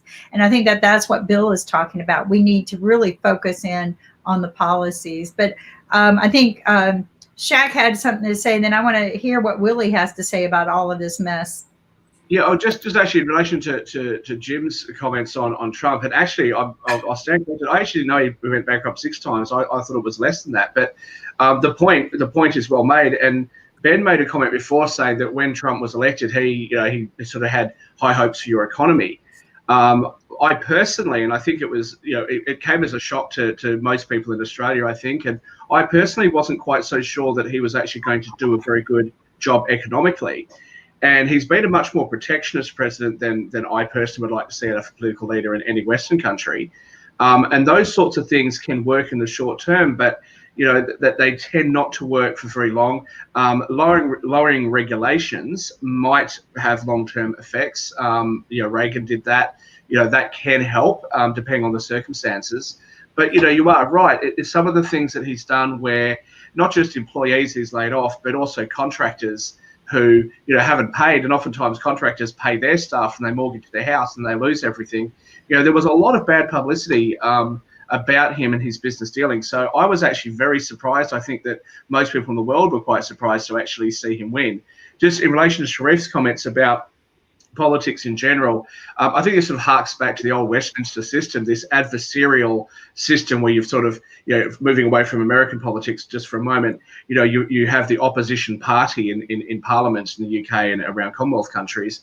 There are still a few things about US politics I don't quite get. But your system sort of derives from the Westminster system, and then it's gone off on a little bit of a different direction. But there is still that sort of adversarial thing. And the guests that we had last week were talking about how we can bring people together and work together to achieve something. And that's something that I think is missing from politics all over the world. In the United States, the European Union, the European Commission, European Parliament, these are all problems. And I think there's a lot of people, just the everyday people, who are just really fed up with the dysfunctionality that we see in politics today.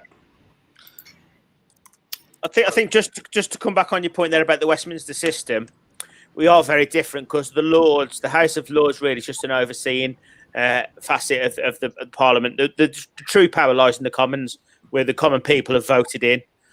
So the Lords really just to oversee, just to approve it before the Queen gets it. Because if the Commoners send it straight to the Queen to be royal assent, it's a little bit rude. It's not been looked at by people who sat there. There's a lot of good business people in the House of Lords. Karen Brady, Lord Sugar. They've just appointed Ian Botham, who's got obviously sport elements. So our House of Lords really is just a checking system, which I think works perfectly. So the Westminster system is slightly different, and I think it's more just to look after things and just to say, yeah, you're doing okay. And of course, the Lords do chuck things back at the Commons, but the Commons always has the final say, and the Commons can always put it through the Lords, force it through the Lords. You hear that quite often. Yes, you do. Which deviates from the Australian system there, because we obviously have a Senate and a House of Representatives. So our Senate would be the equivalent of your Lords, but we can have situations where the Senate doesn't agree with the House, and then you have a problem. So that's an interesting scenario. So Willie, what is your thoughts on all of this? I want to hear from you. Okay, I'm from the other side. I have a Fiji passport, so I really have no opinion on what these other guys do. Okay. Do you feel like our president-elect will impact Australia in any way? No, I'm just in the startup space. I've got blinkers on. Thank If it's to you. do with startup, I'm there. Outside of startup, count me out. I've got blinkers. Build your community, build your life. Billy, That- Billy, Yep. do you think after 2020, if Trump is not a president, he will invest in startups? What do you think? So what I'm going to do is I'm going to hedge that. I'm going to go to Beijing, and see if they can offer me a better deal. Yeah. Okay. You play Biden or Trump, doesn't matter which one. It does sound like a game, Jim. It sounds like it should be. It's on a toss of a coin and things. I think that's quite interesting. I would like to challenge the idea that businessmen make good politicians or good leaders. Some of the less scrupulous people I have ever met have been businessmen. And so it depends upon the person. And so we have politicians that are career politicians that don't have an experience in the real world. We have people that have experience in the real world but have no idea how to make the politics work. What we need are people that are skilled in ways where they know what they're good at and they get people around them who are good at what they are not good at. And that is what we have seen as a colossal failure in this administration. Biden would do it, but Obama did it. And so I think that you want to pick someone who knows their own strengths and weaknesses. Well, and again, I always say, we're all business people here. Would you hire him to work for you? And so you have to look at what you want to accomplish, right? So would you hire him to work for you? Or would you hire him to run your company? Because pretty much that's what we were doing. And again, the people didn't. The people's voice did not hire him. But what I'd like to do too, because somebody said this, and it might have been Bill, a couple people actually, is the diversion ball has been thrown. So instead of looking at the real issues of our country, of what we really need to be focused on the policies, on the problems that we are facing today, we are looking at, there's a female. Oh, there's a person of color. Oh, there's a person of a different nationality. We're not looking at what can she do for us. All right. First off, a vice president doesn't do much. Okay. They just don't. Just like the lieutenant governor, he's there just in case the governor dies. Right. It's just the vice president. They have a voice. They go out and do some things, but they're not. Ran that administration. That was a different kind of vice president. So I got to look at what can. Wrong, but the vice president. What will she do for him? In other words, will she roll up her sleeves and make sure he doesn't have to break a sweat? Is she the kind of person that's going to make sure that he can get his job done? Because when you run a company, that's what your vice presidents of the company are. They're the guys that are going to make sure the president succeeds. All right. And so I have to ask myself, is she the kind of woman that's going to get into the dirt and make sure that, not dirt like bad stuff, but is she going to make sure that she has his back? Yeah. Right. In the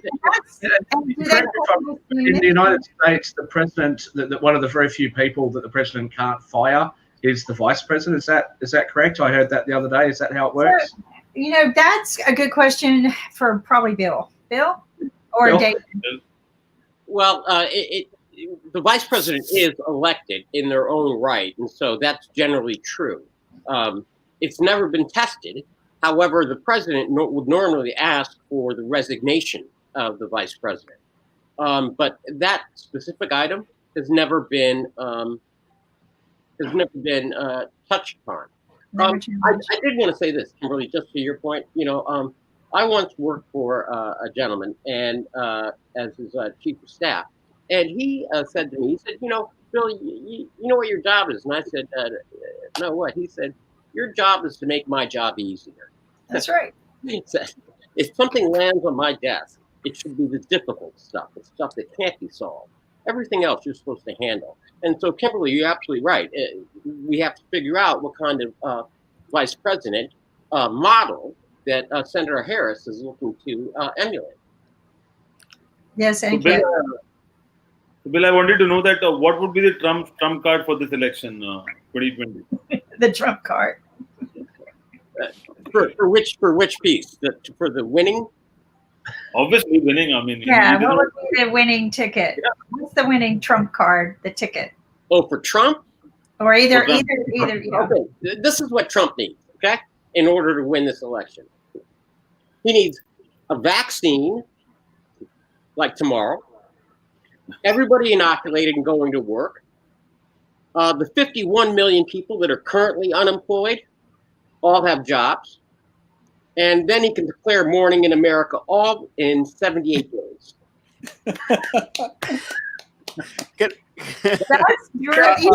One more thing, Bill. There is one more thing. He needs voter suppression.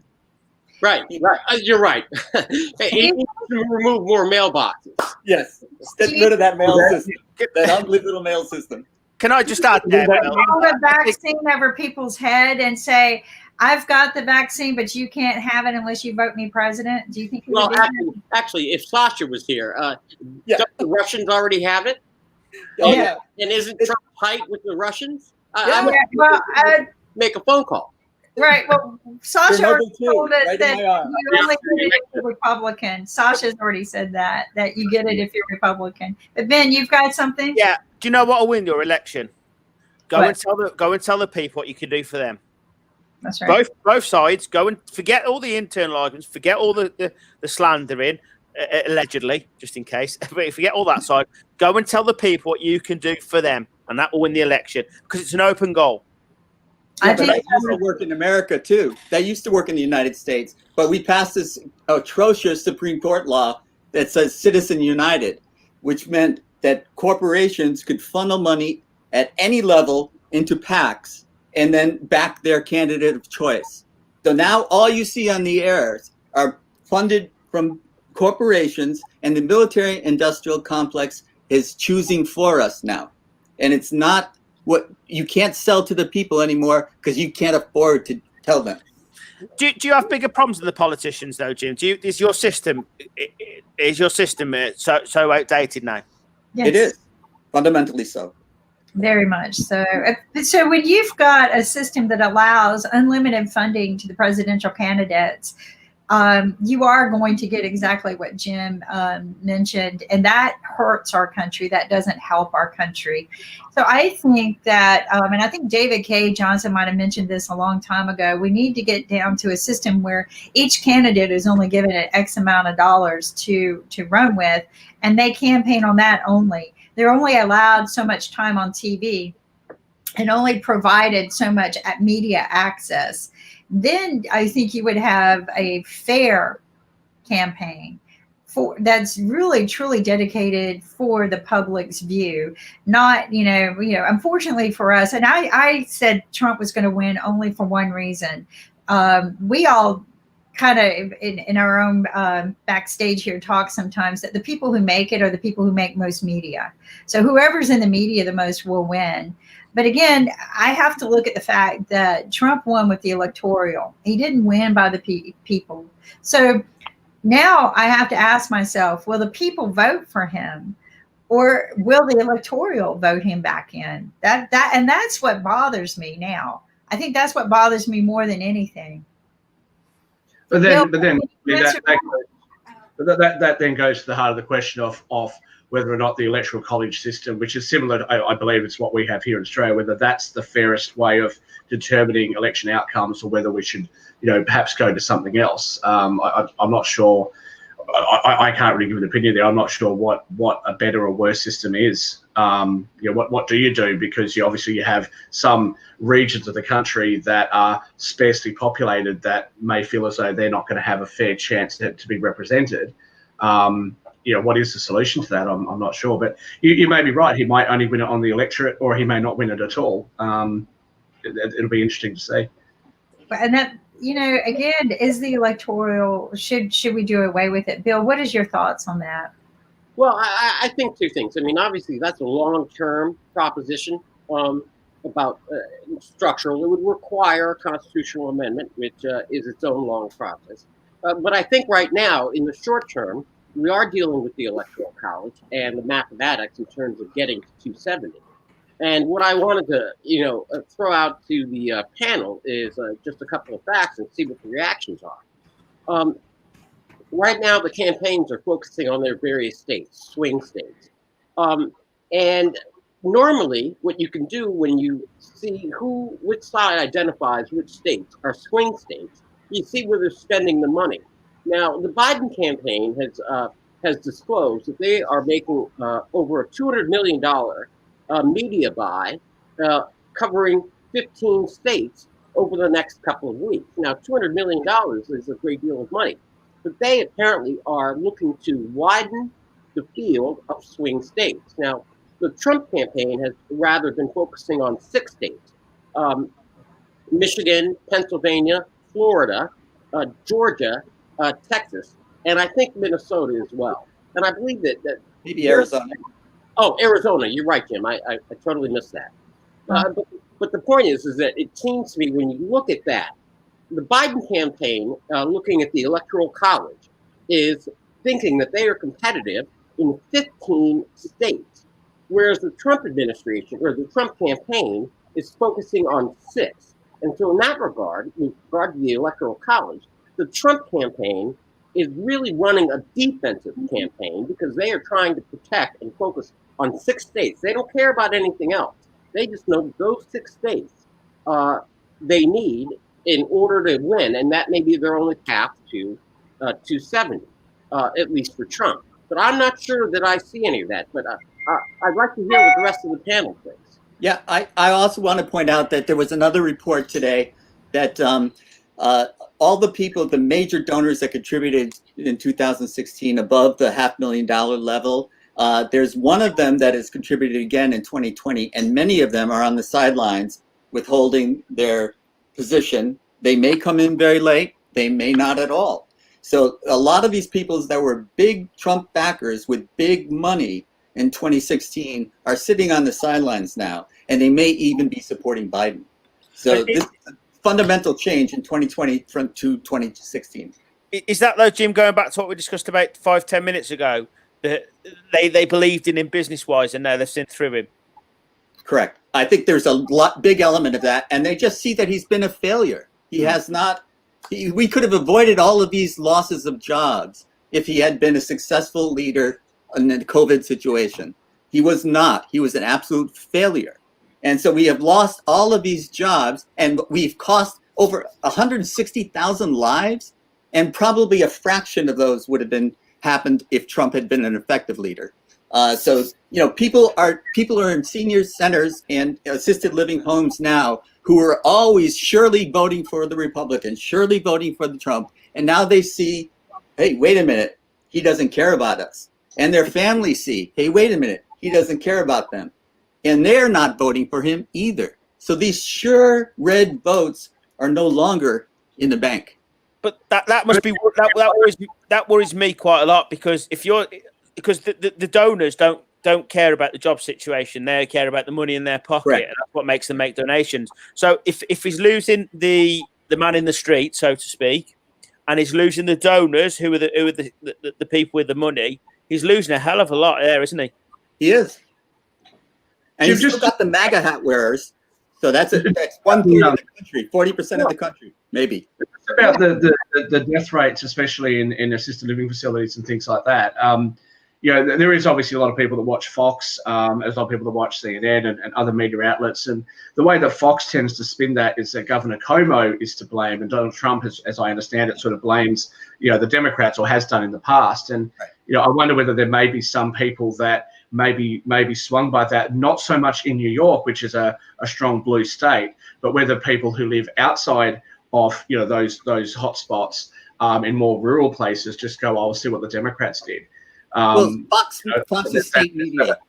Fox is state media, just like TASS is in Russia. So, there are people that listen to it and buy the state media point of view. And there are also people who listen to just Rush Limbaugh. That's their news source. So, that's 1/3 of the country, 40% at max, I think. Well, I mean, you're absolutely correct, but I do want to point out that we are at the beginning of the Democratic Convention. That's going to start this evening, at least East Coast time, at 9 o'clock. And the rollout that they have, the speakers that they have scheduled, are Senator Amy Klobuchar, who who ran and it was under consideration for the vice presidential pick, Senator Mastro. But the two big names on this list tonight are Governor Andrew Cuomo and Representative Jim Clyburn. So tonight, I think that they are going to be talking about what's going on the last 4 years and how we need to change and what's been wrong with our society under the Trump administration. So, Shaquille, I think that tonight is going to be a pretty clear indication right out the bat. And to overlay that, in some respects, Trump himself, the governing Trump, is causing his own problems by creating the crisis with the United States Postal Service, which is going to give the Democrats even more ammunition, because now it's as simple as this. I saw a program, and it was Rahm Emanuel who made this point, that now the campaign, with this screwing around with the Postal Service, it becomes, hey, it's not just that you can't vote, you won't get your medication. That's right. You're not getting your checks. That's right. All of this is being delayed. And so when you don't get your medication, blame Trump. When you don't get your checks, blame Trump. Now, Rahm Emanuel came up with that. And that's how they're beginning to humanize it. And so, Ben, to your point, when you say, just talk straight to the people. 30 years ago, with Bill Clinton, it's the economy, stupid. And right now, I think it's, hey, look at your life. Not stupid, but look at your life. Stupid is in the White House. However, tonight, we're really going to begin to see how the Democratic Party is going to present itself to the nation over the next couple of days. Now, I can assure you of this, because Nick mentioned this last week, and that this is really going to be a nasty campaign. And Ben Sharif, it's going to get nasty, it's going to get ugly, and it's going to go bad really fast. We have 78 days, and they've got hundreds of millions of dollars, and they're fighting for their life. But tonight and over the next couple of days, the Democrats will have their say. The Republicans are intending to disrupt that. So I defer. But I just wanted us to understand that. I'd ask a question to the panel, actually, just for everyone. And obviously, again, we're outnumbering the Americans again at the moment. Do you guys think that this election's going to be close? Do you think it's going to be strong one way or the other? Or do you think it's going to be a really close election, also taking into account the fact that voting is not compulsory in the United States like it is, for example, in Australia? Is there going to be enough people who are passionate enough about this to get out there? And I assume you're going to have to stand in very long queues and wear masks and all that sort of stuff. If COVID hasn't subsided since then, by then, what do you guys think? Is it going to be close? Is it going to be a very strong victory one way or the other? Jim, I get to quote Trump you, only to say this. I defer to you because you have the Speaker of the House from San Francisco, Nancy Pelosi, and you have the vice presidential nominee from Oakland. So clearly, you're in a better position than I. Yeah, and they're best friends with me. So, I can tell you what they think. I'm just joking, of course. Don't try this at home, kids. I do think that the electoral vote will be close, and these swing states will count. And if they swing one way to a large effect, then that will decide the election. If they are split, it's going to be very interesting and very close on the electoral level. I don't think he has a chance of winning the popular vote, but that does, as we know, that doesn't really matter. Go ahead, Ankit. Apart from Trump and Biden, who are the American influencers who will try to help both the parties to change the influence of people? I mean, because in India we have star campaigners, so we have different campaigners for different parties. So we invite a lot of popular people from India, from different domains, businessmen, sportsmen, celebrities, and all those stuff. And then they also do campaign for the different parties. So if people like people from the business world, people from the sports world or Hollywood, basically, if they join that campaign, who are the most influential people apart from Trump and Biden? This will win. This is what I'm going for. Well, LeBron. I'm bringing LeBron this would be back one of the out. I guys. brought this out for COVID, right? We're gonna this. No, go. That's a good question, Nkip. How big an influence will the strategic lady from Democrats? Is it Laura Fink? How key is she to the campaign, Laura Fink? Because she's the strategy lady, isn't she, from the Democrats? But I'm a little confused by. The Democratic strategic lady is Laura Fink, isn't it? She's the head of the strategy for the Democrats for the election, isn't she? And she's from a public relations business, isn't she? Yes, I think we're on the same page here. Yeah, okay. yeah.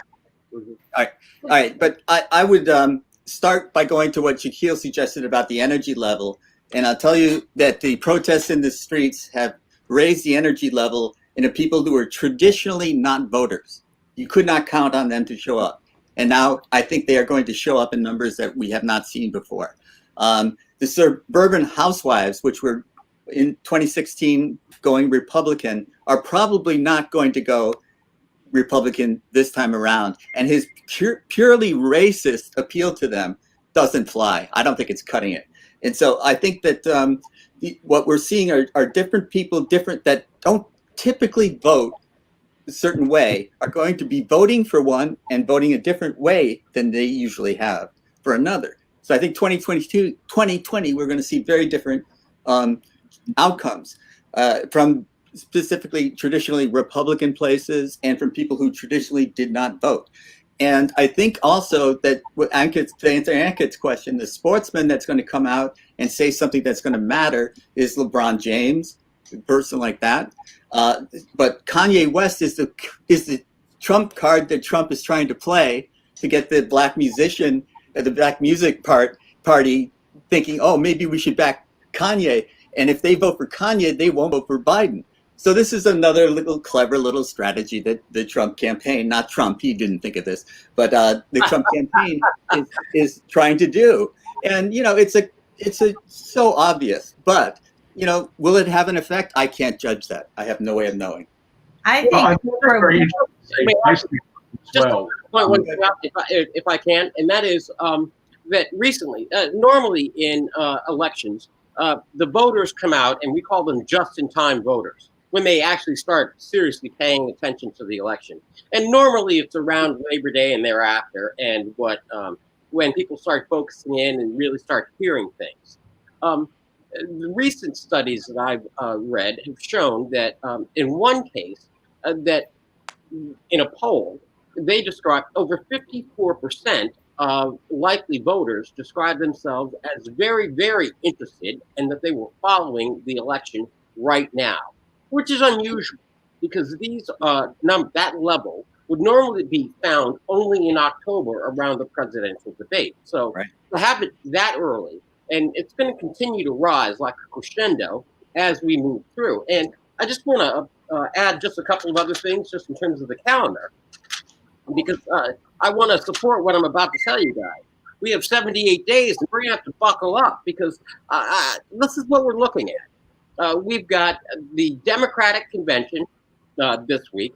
Next weekend, Pelosi's calling the House back into session to deal with the postal funding.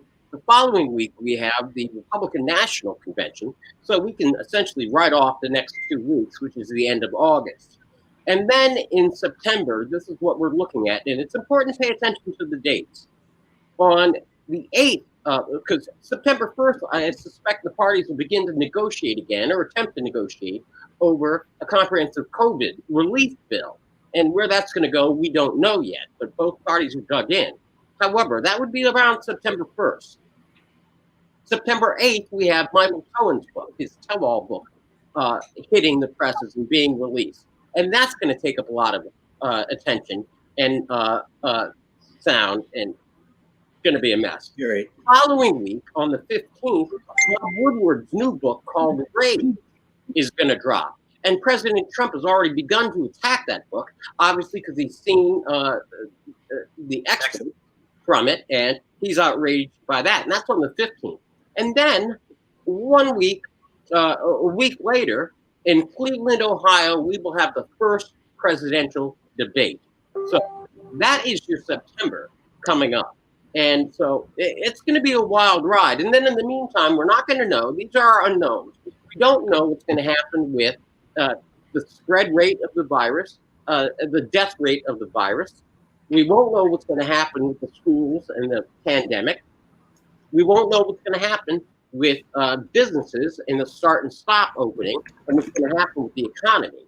There are a lot of unknowns, and we are walking into the next 6 weeks of some really trying times. And so I think last week someone mentioned on this panel the Chinese proverb, may you live in interesting times. Yes. We're about to live in interesting times. So I leave it to the panel.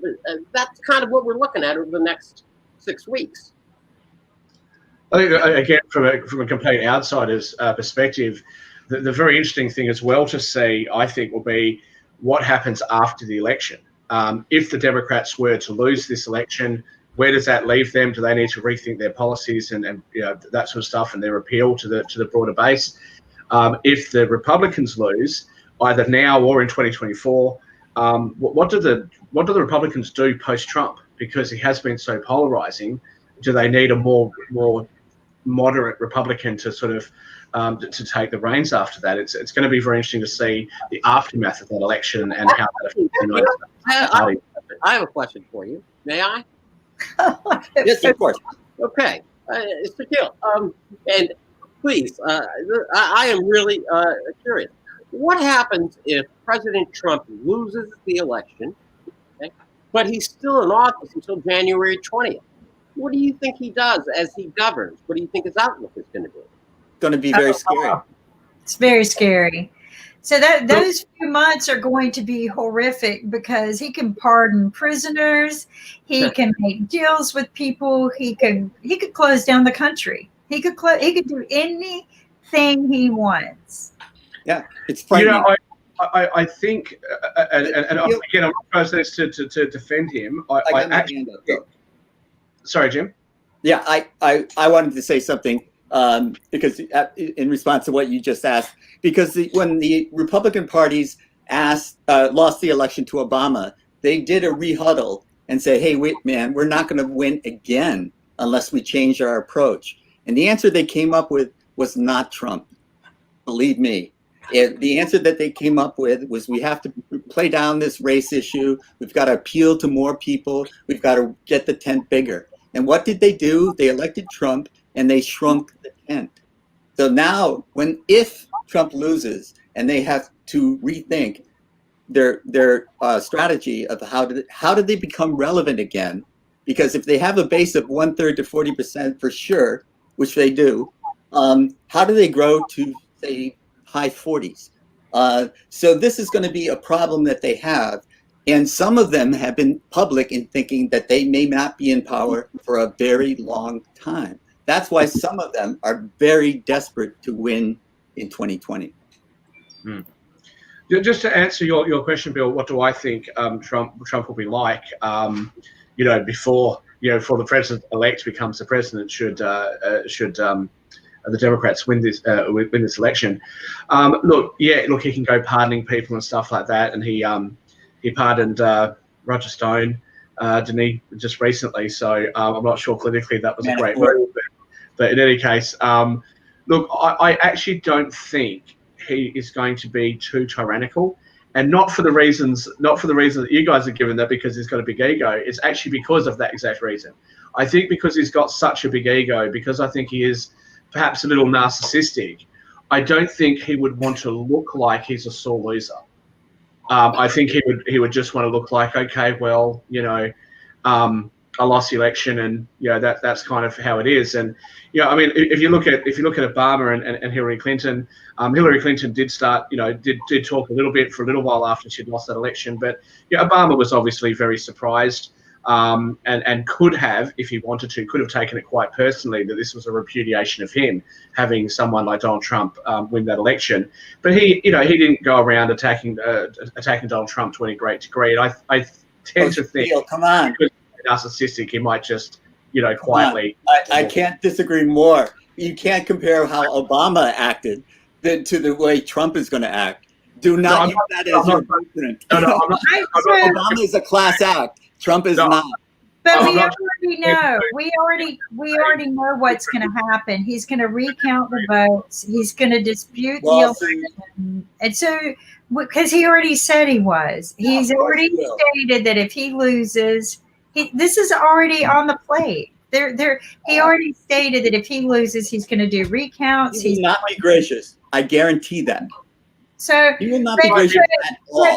Obama was gracious. Do not compare them. Right, but I'm going to bring up a very sore subject here. That will be very counterproductive. He could accomplish, and I have hopefully Shaq is right. Maybe his ego will be in place that he wants to leave a legacy behind, and he will do something extremely outstanding and good in those few months rather than fight and dispute it. But maybe he'll build something that people will go, wow, we will always remember you for this. The thing that bothers me is that when you look at that and what people can do or can't do in that span of time, right? So take a look at what the Democrats did when Trump won. How much time did they, and this was very disappointing to me, how much time did they waste during that spans of years trying to get Trump out of office instead of trying to get policies in place? All right, that to me turned me so against Democrats. I was I didn't like Trump any better, but why can't we work on policies? And why cannot we work on issues and fix the problem? Just because he's in office, you still have a voice for me and you still work for me. So why were we doing that and trying to get him out of office instead of working on what we can do to fix the country? Let me give you one example, Kimberly. One example. And it's the House has passed so much legislation that would have improved the average person's life so much. And it is sitting unvoted in the Senate, withheld by Mitch McConnell. The Senate hasn't even taken these proposals up. So the Democrats have not been trying to take Trump down and not doing their jobs. The House has been doing their jobs, passing these bills, and they have not gotten to the Senate because of Mitch McConnell. We not only have to defeat Trump, we have to defeat Mitch McConnell too. We can't have him Speaker of the House, Speaker of the Senate anymore. So then we need to get rid of Mitch. I mean, if whoever is clogging the pipes, he is clean. On that point that you've just made, and I don't know, I'll take you at your word there. That may well be the case, but does the everyday American know that? I can certainly say that here in Australia, that's not what we hear in the media. All we hear is the Democrats don't like Trump. And Ben, what are you hearing in the UK? So, well, we're in nothing about that. About McConnell, to be honest with you. But I just wanted to ask Bill a point. How much of a political card is Snowden in this bill? Because that's come up over the weekend, hasn't it? How much is it going to be something that's brought up pre-election, or is it something Trump's going to hold over people after the election? Oh wait, which I didn't hear that last part. Which part, Ben? Which Edward Snowden? How much of a political card is that? Will it something that'll be that'll be acted out before the election, or is it something that's going to be held until after the election? Is it going to be like, if I get elected, I'll pardon him, or? Oh, you mean for the Biden team? Well, for the Trump team, it's Trump. Trump over the weekend said at a press conference, I'll start looking at pardoning Edward Snowden. Well, I just don't think that his credibility is there. I think the threat is real. He probably is thinking about it, but raising it now, I think is more of a dog whistle. And this is just my instant reaction, but it seems to me what he's doing is he's sending a message the way that he did before to Snowden, saying, "Hey, listen, if you've got anything, I'm drowning here. You got anything else that you leak?" And so, that's my initial reaction to Trump suggesting that he might pardon Snowden, because Snowden, the Snowden issue, is not a part of this campaign. and in no way, shape, or form. The Democrats aren't touching it. Nobody cares about it. I mean, people are out of work. They can't even afford food. The food lines are whatever. Now they're not getting their mail. They could care less about Snowden, you know? So it's kind of a childish. It's kind of a childish way to say, I'm still here, I can do this, hoping he'll grab, say, a few votes rather than the masses. Is that what you... No. I think it's something different. I think it's him saying publicly, hey, Snowden, if you're listening, if, you know, you've got, look, I'm considering pardoning you. So if you've got any dirt on Biden in any of your files, he's in Russia, Yeah, send him over. I think that's what he's saying. that's right. I don't think it's him saying, hey, you know, I can do whatever I want. He's already said that. But I mean, that's my initial reaction to him saying, hey, you know, I'm thinking about pardoning Snowden. Because remember, it was Snowden and WikiLeaks and Roger Stone and all that stuff last time that led to the stolen emails from the Democratic campaign and the Democratic National Committee that helped them last time. And so he's looking for that as if, you know, there's that old saying that, you know, generals always make mistakes because they're fighting the last war. And so that was America's problem with Vietnam. We thought in Korea, we thought that we were fighting World War II. Okay, Jim, I understand. I don't mean to get you upset. No, I was doing that to Kimberly. Oh, okay. That was a private joke. But No, but you're right, Bill. Keep going. I didn't mean to interrupt you, but yeah, we're trying to bring some humor to this too. So no. I understand. It just seems to me everything about the Trump campaign is trying to redo what they did last time. And so everything that they're saying, well, we're going to do this, we're winning, the economy's turning around and everything else. It's like there are protests in the streets. I think it's over 70 days in Portland alone. And then you had Chicago. You had a number of other places. You had shootings in New York. Social unrest is running rampant. Yes. And the need to cure and fix or address society's inequalities is paramount. Now, that's one item. The economy is in the tank. And when people needed the money and the relief the most, he cut it off. Yes. Because he said he doesn't want to fund the post office. And maybe he's got some other sweetheart deals in there. But I've not heard a legitimate reason why or objection to what the Democrats have proposed. The Democrats proposed, yes, a $3 trillion bill, and they did that months ago. They could have been having these discussions months ago. So they proposed $3 trillion. The White House comes in and says $1 trillion. The Democrats come back and say, okay, fine, we'll drop it by $1 trillion. We'll take $2 trillion. And then the Republicans in the White House say no, and they walk away. And then he signs some executive orders, which may or may not be legal. And you turn around and you say, how do you think you're going to win the election? And I'm thinking about pardoning Snowden. Hey, Snowden, you got anything out there? Send it on down. I'll see, because I'm really grasping at straws here. Bill, Right. is it anything like Russia? Are you listening? For the for the Republicans and for the Donald Trump campaign as well, though, because given that he was already the president, there was a lot more focus in the media, certainly again here, but I was actually in the US personally as well during this time when the Democratic nominees were all debating and that sort of stuff. And a lot of the conversation had to do with, some of them were social issues, but some of them were things that are important to Americans and that I think most Australians and British people are surprised by. Things like you don't have universal health care, access to education and all those sorts of things.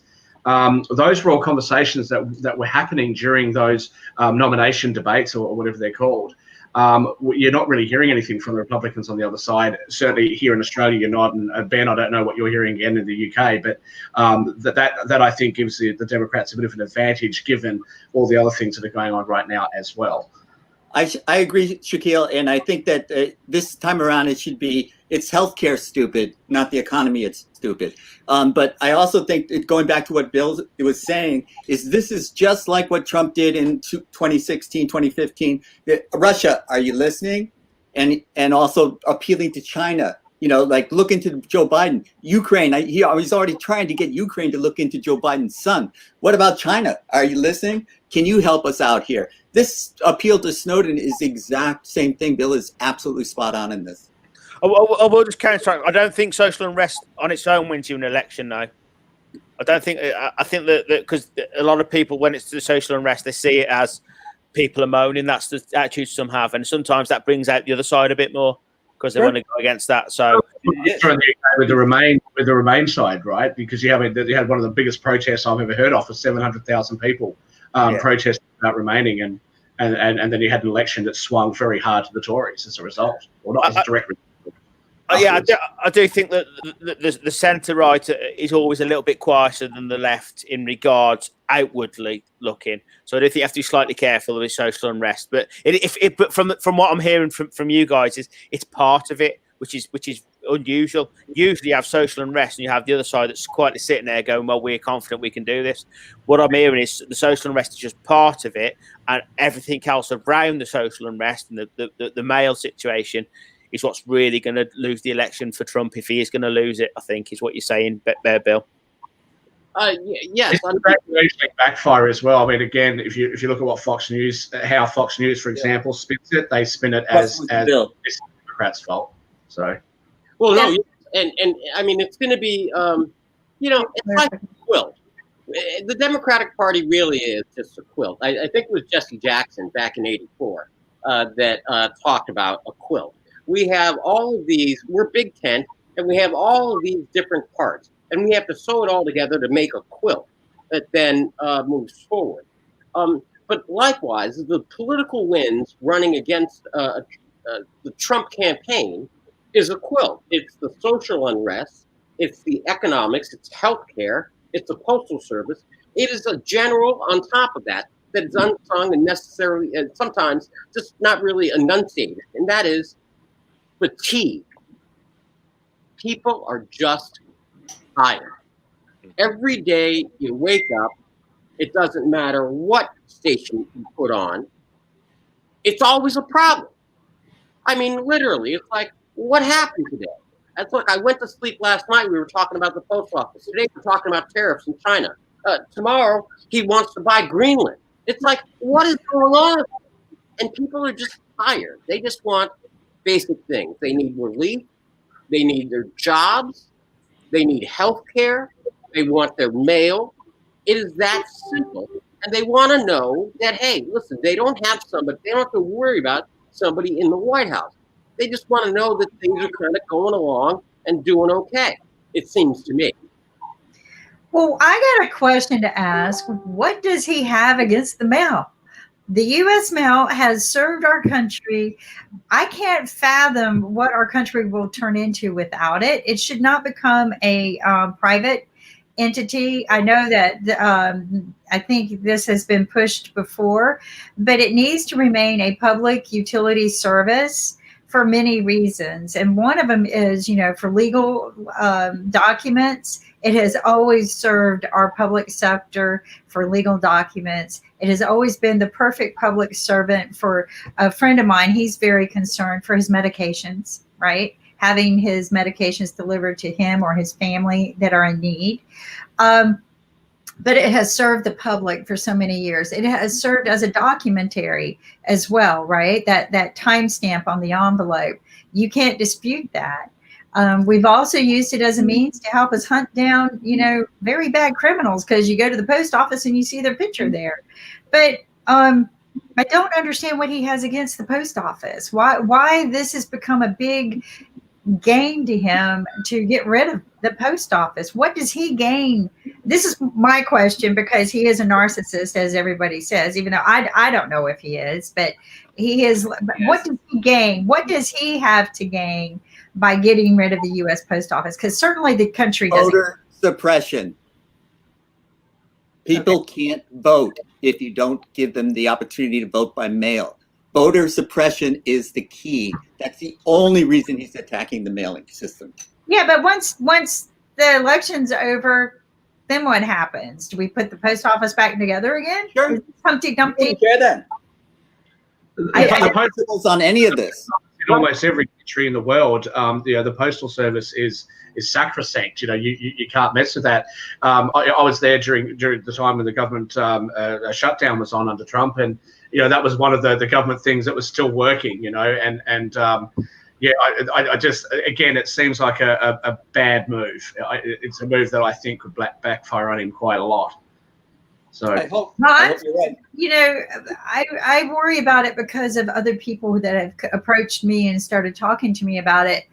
And I'm like, that should be one service that can never be touched. If you want to talk about give something immunity, give the postman immunity. Well, some, but I'm just saying, that is a public service utility company. It serves us in so many ways, not just legal, but medical. There's so many things they do for us. It should not become a public or commercial entity. There's too much involved and too much at stake. And to reduce it they were going to reduce it to 3 days a week. And I think when Amazon came around, it kind of revived the need but you can't, because it delivers legal documents, and it delivers legal documents that are built in statutes. Okay. They have built-in statutes that you have to respond or reply by certain times. Medicine. People can't wait 3 extra days for their medications, or 4 extra days. So, and then you're going to actually slow the mail process down when you do that. So I'm still trying to figure out, other than the voter suppression, what does he gain by getting rid of the U.S. mail? Because this is certainly about his gain, not about the U.S. Bill, do you have the only answer? That's the only answer, and it should be sufficient answer. That's the only thing he gains, voter suppression. And as the fewer people that vote, the greater his chances are of getting reelected. Wow. Bill? Yes, I agree with Jim. And the issue is, for him, it's a calculated trade-off, because wow. And I'll tell you why. That we're thinking that the absentee votes would necessarily all come in favor of Biden. But you have to look at the flip side. In the rural communities in the states like Iowa and South Dakota and North Dakota, Kansas, they would vote by mail as well. But he's figuring that he's going to win those states anyway. So he's going after suppressing the vote and not funding the post office to get at those in the urban states that can't or won't, because of the pandemic, go and vote. So he's on the one hand recognizing that he's going to lose votes in states, but he figures those states he already has.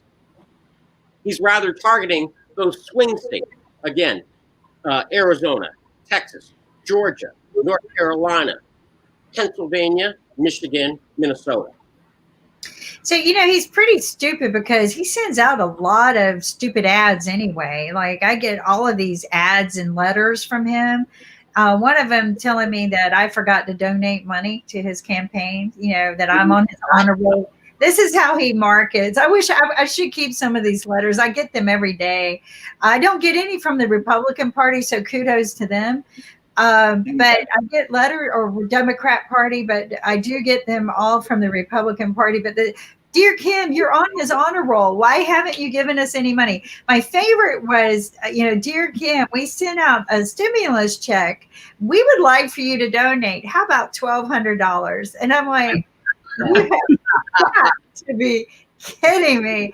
And he had the nerve to send that to my son too. So, Tim, I just wonder, so that's not effective. So if I send you a letter saying, I need an increase in my allowance, from you'll respond. Yeah, I kept that letter. I'll have to post it one day. I thought that was the funniest letter. But yeah, he sends out these things, and then he sends out these little like things that you can clip on your key, saying that you're in the Trump club.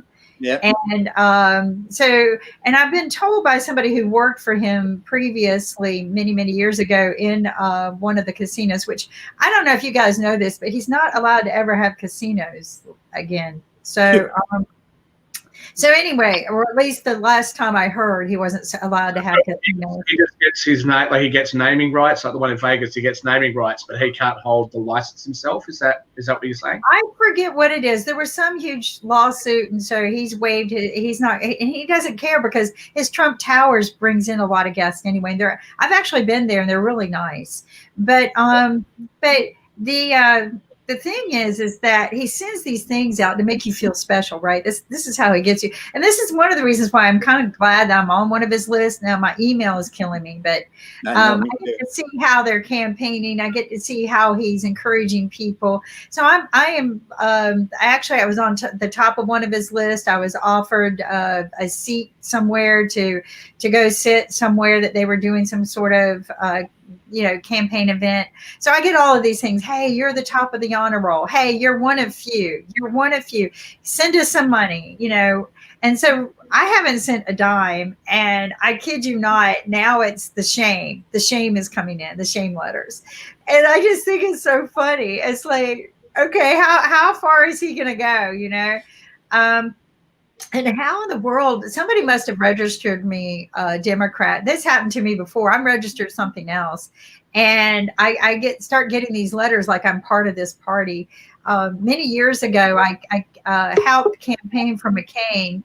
The reason is I had promised myself that I would work in a political campaign. And John Edwards was going to be the candidate I supported because of what he did for veterans and what he did for my father, who was basically no one special in this state. My father was having problems with the veteran package. And I just wrote to him. I said, each one of you senators, I wrote each one of the senators the same letter. I said, this is what you campaigned on to become a senator. Can you help my father? John Edwards was the first to respond. He responded in weeks, less than weeks, actually, days. And this was way before email was so prominent. And then he responded with a phone call, not just his staff, but a phone. And he says, I will take this to DC and I will get this fixed. And he did. He did what he said. All the other ones, I got this canned letter. Thank you very much for contacting the Senate. So these kind of things are very important to me, is the type of work they do. So I promised myself that I would go campaign for him. I promised him, if you ever run for president, I will work on your campaign committee. And I kid you not, I was driving to his office the day he resigned, and got the note that he was going to resign because of what happened, that he was found out for being unfaithful to his wife. So, of course, that worked in Bill's benefit, right? Bill, that's what I said. Well, I don't get this. This worked in Bill Clinton's benefit. Why are you withdrawing now? I don't recognize all the panelists. Can you maybe tell me who's on now? Look who just beamed in. Thank you, Jim. So actually, we're at the hour anyway. Hello, everyone. I'm going to recognize everyone here. We are with IBM TV. I am your host, Kimberly Calhoun. This is Economics Monday Talk. And to my left or right, I have Ankit Khandelwal from India. He is our senior executive producer as well. And then next to him, we have Shaq, all the way from Australia, but he has a love for all of the world. He is a very successful entrepreneur. I would call it an entrepreneur. But then we have our new Washington White House correspondent, Bill. Hello, Bill. Hello. And this hour today, this morning, is more about getting Bill and talking about what's going on in politics and how it's impacting our economics. But our hour's going to be shifting here. We also have all the way from San Francisco. I'm not going to say the next thing.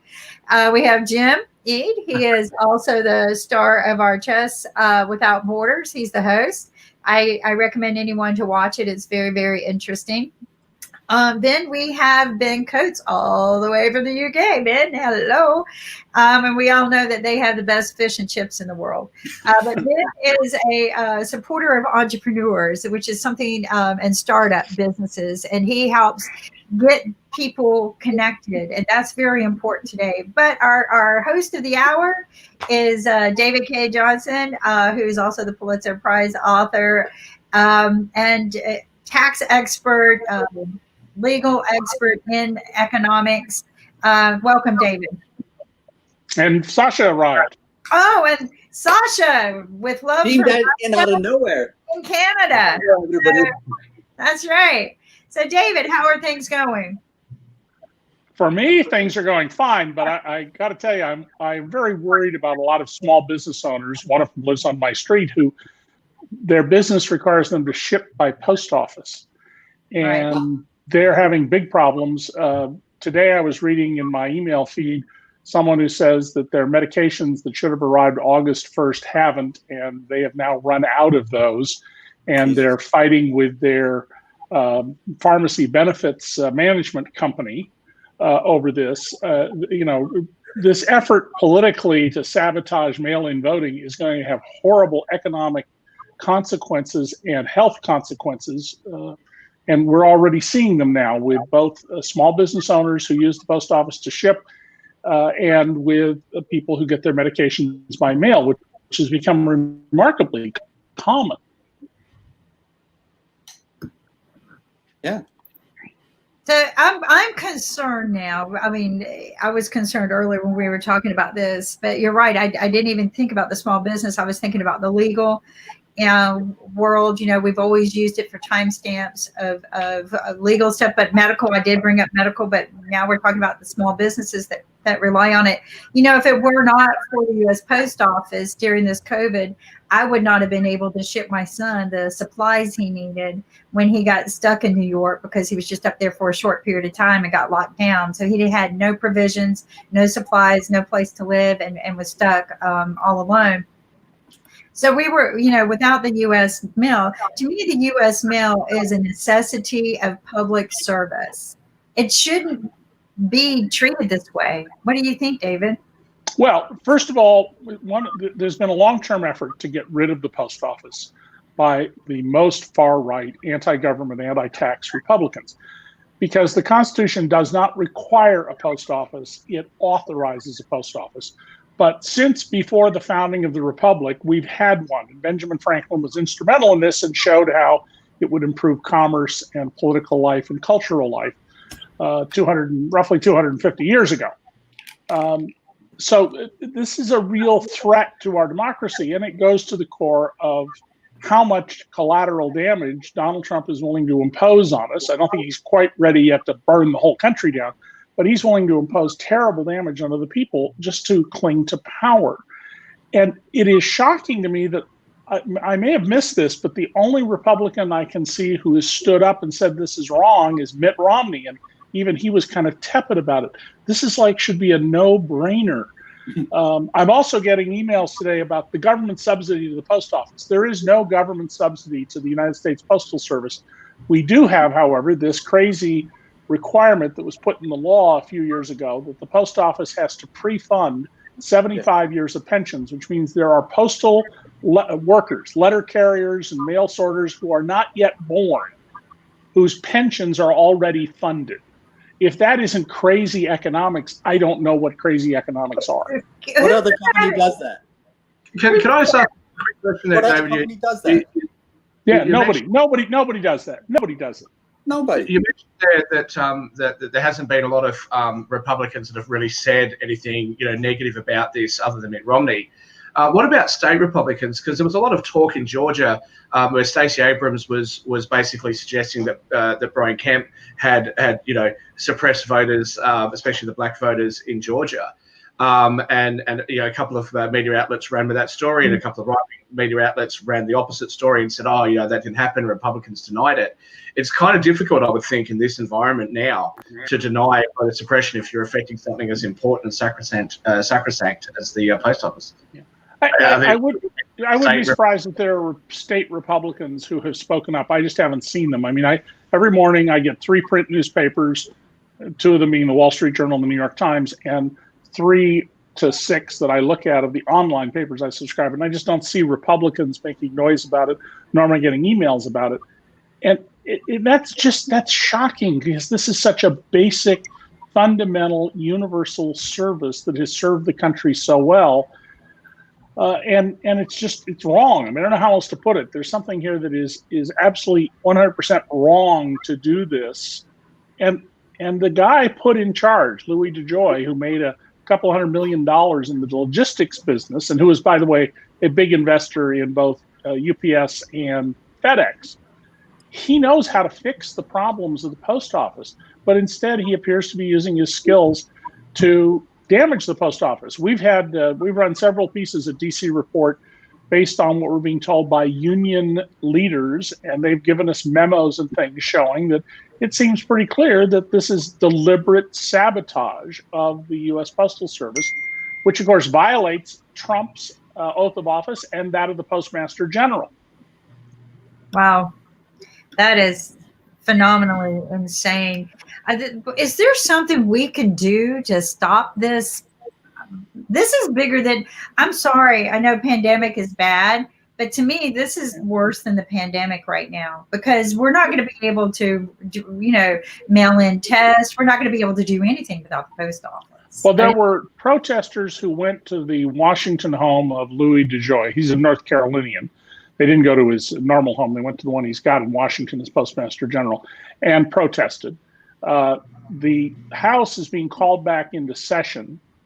And they're going to ask DeJoy to testify. If he refuses, the next challenge we're going to see is whether Nancy Pelosi, the Speaker, will authorize arresting him. Congress has the power to arrest, to try, and to hold people, to incarcerate them who don't cooperate. Now, it hasn't done that since, I think, 1935. Wow. So 85 years ago. But it was not terribly uncommon for it to happen in the late 19th century. But even so, forcing DeJoy to come and building a legal case for contempt of Congress still doesn't solve the underlying problem about the mails. And the problem, by the way, is highly concentrated, according to a document that we've got at DC Report and some other people have published, in areas where Trump needs to rig the election. That is, here where I live in Western New York, New York State. New York State is going to go blue in this election, overwhelmingly. So there's no point in spending any effort here. We're not having many problems with mail delivery.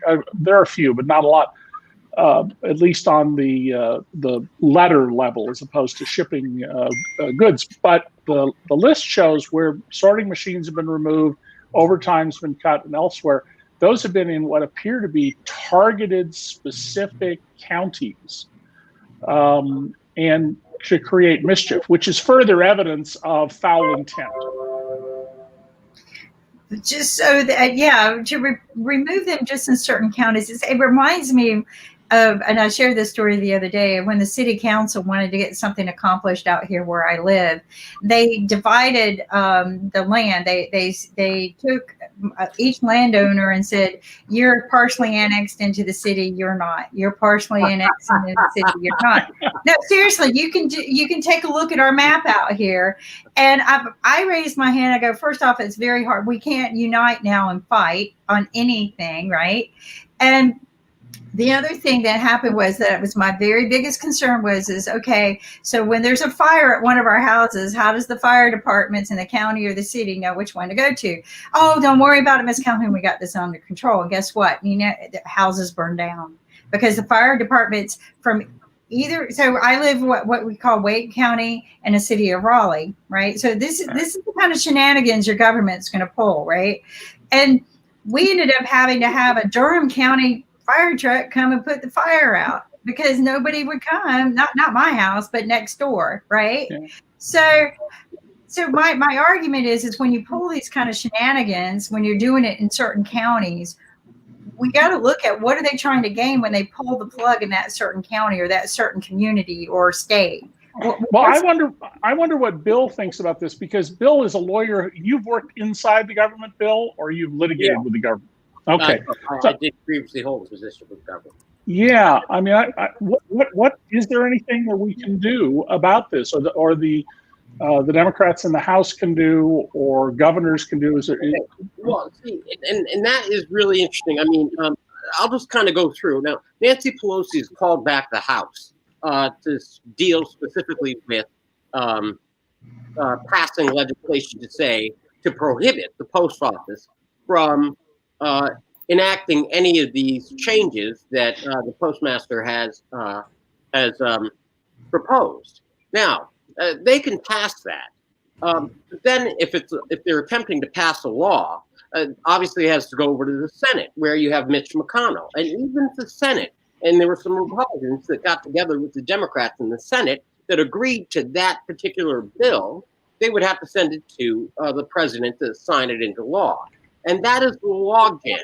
So right now, it appears, because outside of hearings and subpoenas and throwing them in jail if they don't respond to the subpoenas for the hearing investigation, it doesn't seem like they don't have an enforcement ability to force the postmaster, because the postmaster has his authority derives elsewhere. So all the Democrats can do right now is make a political fuss about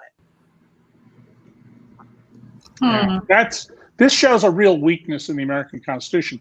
It is written and premised on the idea of goodwill. And what do you do when you have someone who is not motivated by goodwill? And my worry here isn't about so much Donald. It is assuming that he does not succeed in his plans to make himself dictator. It is what happens when we get a much more sophisticated, hardworking, understands the levers of government person in the White House down the road, because the system really isn't designed to stop someone from behaving malevolently. We've had 3 impeachments in the history of the country, 4 if you want to count Nixon, who resigned to avoid impeachment, and none of them worked. This process just doesn't work. One of the things we've been discussing at DC Report is whether Congress should codify in some way high crimes and misdemeanors, and not exclusively, not limiting the list, but saying these specific things shall be considered high crimes and misdemeanors, plus keeping the broad, it means whatever Congress says it means. But even then, we would have this requirement to impeach with 2/3 vote in the Senate to convict. And we really should be very worried, not just about this election, but the underlying structural problem. And David, in relation to reforming those issues, though, one of the criticisms that, say, defence bars and things like that have. Sorry, I have actually pushed in. Sorry, Jim. I'll go back to you. Okay, thank you. Because I was going to ask David, because we were talking a little bit earlier, and our friends from Australia and UK didn't have any idea about Mitch McConnell. His nickname is the Grim Reaper, so that even if the House comes back into a session and passes bills, the Grim Reaper can just say, well, not take it up, as he has done for so many other laws. So just back me up here, and I'm not telling them stuff out of school. Yeah, the way this works is the House represents the people, the Senate represents land, and each state has 2 senators. So if you live in Wyoming with 730,000 people, you have 3 representatives in Congress. But if you live in California with 40 million people, you only have 55 or 57, I guess, with the senators. And McConnell, as majority leader, just like Pelosi as speaker, absolutely controls what comes to the floor. So further relief for people and businesses was passed months ago now by the House. McConnell will not move on it unless there is 100% immunity for all businesses and nonprofits and other entities from COVID litigation, which is a horrible idea because the worst employers, the worst actors benefit from this. I can see an argument for limiting this or putting costs onto the government or not allowing certain things, but absolute 100% immunity is just outrageous and encourages bad behavior. And McConnell, because of his power, he just bottles things up. The Senate has focused most of its efforts on approving judges, so that now roughly 1 in 10 federal judges at all levels is a Trump appointee, including 2 of the 9 Supreme Court justices.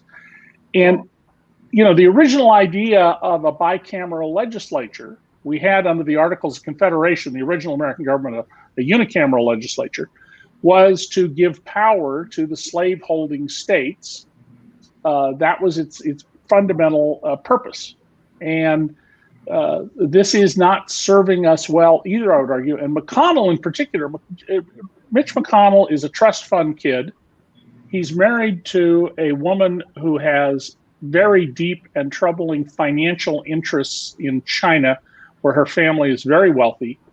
She has a long history of service as a cabinet secretary in several different administrations where I think, and Bill, correct me if I'm wrong, you could generally characterize her behavior as highly anti-labor and very pro-business and polluters. Yes, and I would go a step further. The gray area in her service deals with the deals that her family and so her husband's in the Senate, she's in the cabinet, and then suddenly there are all these financial deals that go on that are unspoken. Allegedly. You're right. Oh no, we know there've been deals. The question is, I mean, on its face, it looks improper. Is it actually improper? That's the allegedly part of it. But you're correct, and you're correct that she is not necessarily favorable to labor in any way, shape, or form. Yeah, and so McConnell here, he's willing to submarine small business owners and landlords who aren't going to have any revenue if a lot of people don't have any revenue. We're coming up on August 24th. It's just a few days away now when the first evictions will take place. There are lots of landlords who are not going to evict people. They're going to take a very practical approach to this. Where am I going to find other tenants? But there are plenty of landlords who will evict people, particularly people who've been difficult tenants in one way or another. And eviction imposes huge costs on the rest of society. There's going to be tremendous demand to charities that help people get housing, particularly with children. What are people going to do with their household goods when they're thrown out on the street? They can't afford the rent, they can't afford storage and moving them there. So there's going to be lasting economic disruption.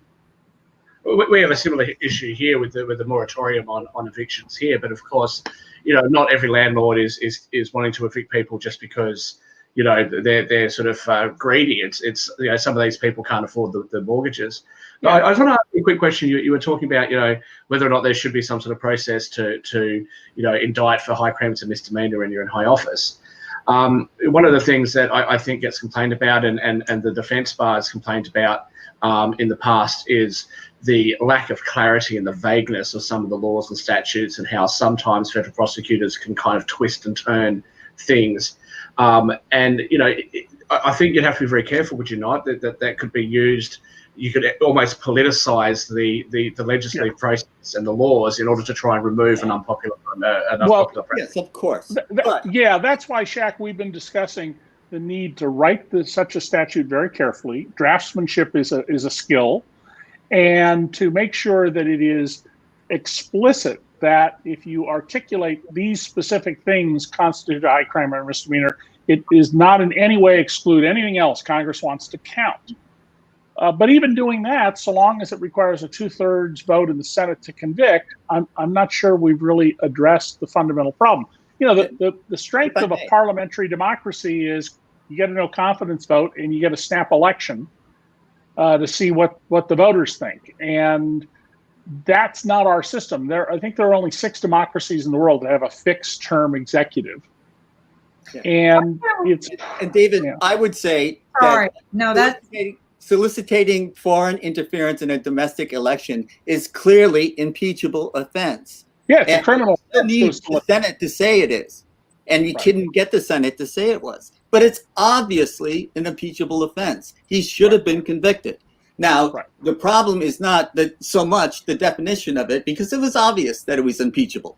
But you got to get the Senate to agree. You got to get 2/3 of the Senate to agree. That's the problem. Yeah, I agree with you. This is a real difficult problem. Kimberly, there was something you were. Well, so Ken, I didn't mean to interrupt you because this is a good topic as well. But I want to get back to all of these people that are going to be, because this is economics, right? The people that are going to be evicted. We're a week away. And this is very, very concerning to me. I'm looking at the calendar here. Sorry about that. Well, and we need to be concerned about the landlords too, who have to make their mortgage payments.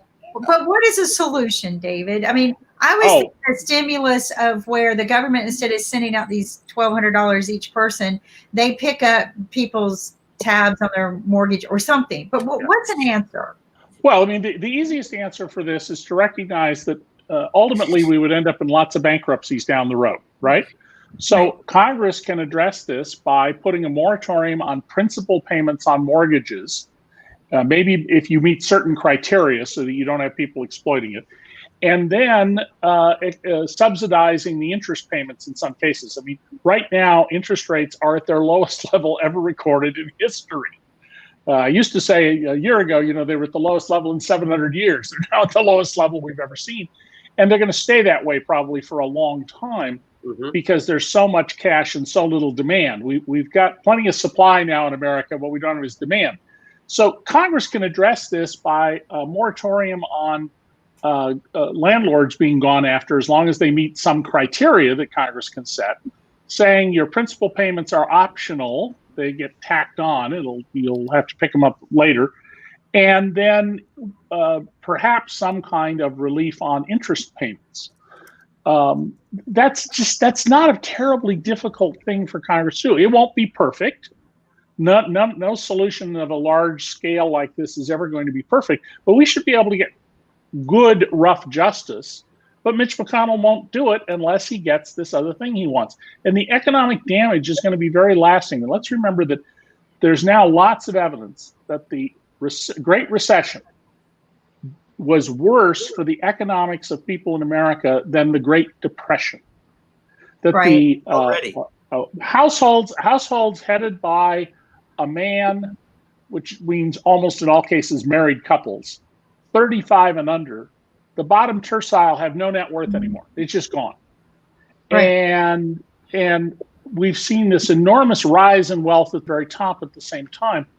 And the economics of this are going to be horrible because we don't have demand. There are a number of ways to address demand. We're going to do a series at DC Report in the fall on the easy to do things for a new administration to improve the economy. And I just point out in terms of economics, Donald Trump ran for office promising that he was going to have a huge infrastructure program. If he had come in January 2017 and said, here's a bill, we're going to start with the easiest projects, but we are going to fix the highways, we're going to fix the dangerous bridges, where it's a 10-year plan that's going to ramp up over time, the Democrats would have had to vote for it. The economy would have done much better. I'd be spending less money, as would other Americans, on front-end alignment shops and replacing tires that failed because of potholes.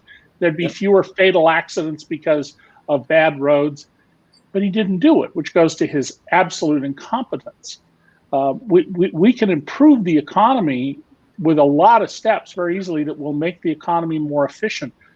But as long as McConnell's demand is 100% absolute immunity from litigation no matter what over COVID, nothing's going to happen. The Democrats are never going to give him that. I don't think any decent person should do that. I'm perfectly in favor, however, of some limits on unreasonable COVID litigation, but not absolute immunity. And McConnell's made it clear he's not interested in anything but 100% absolute immunity.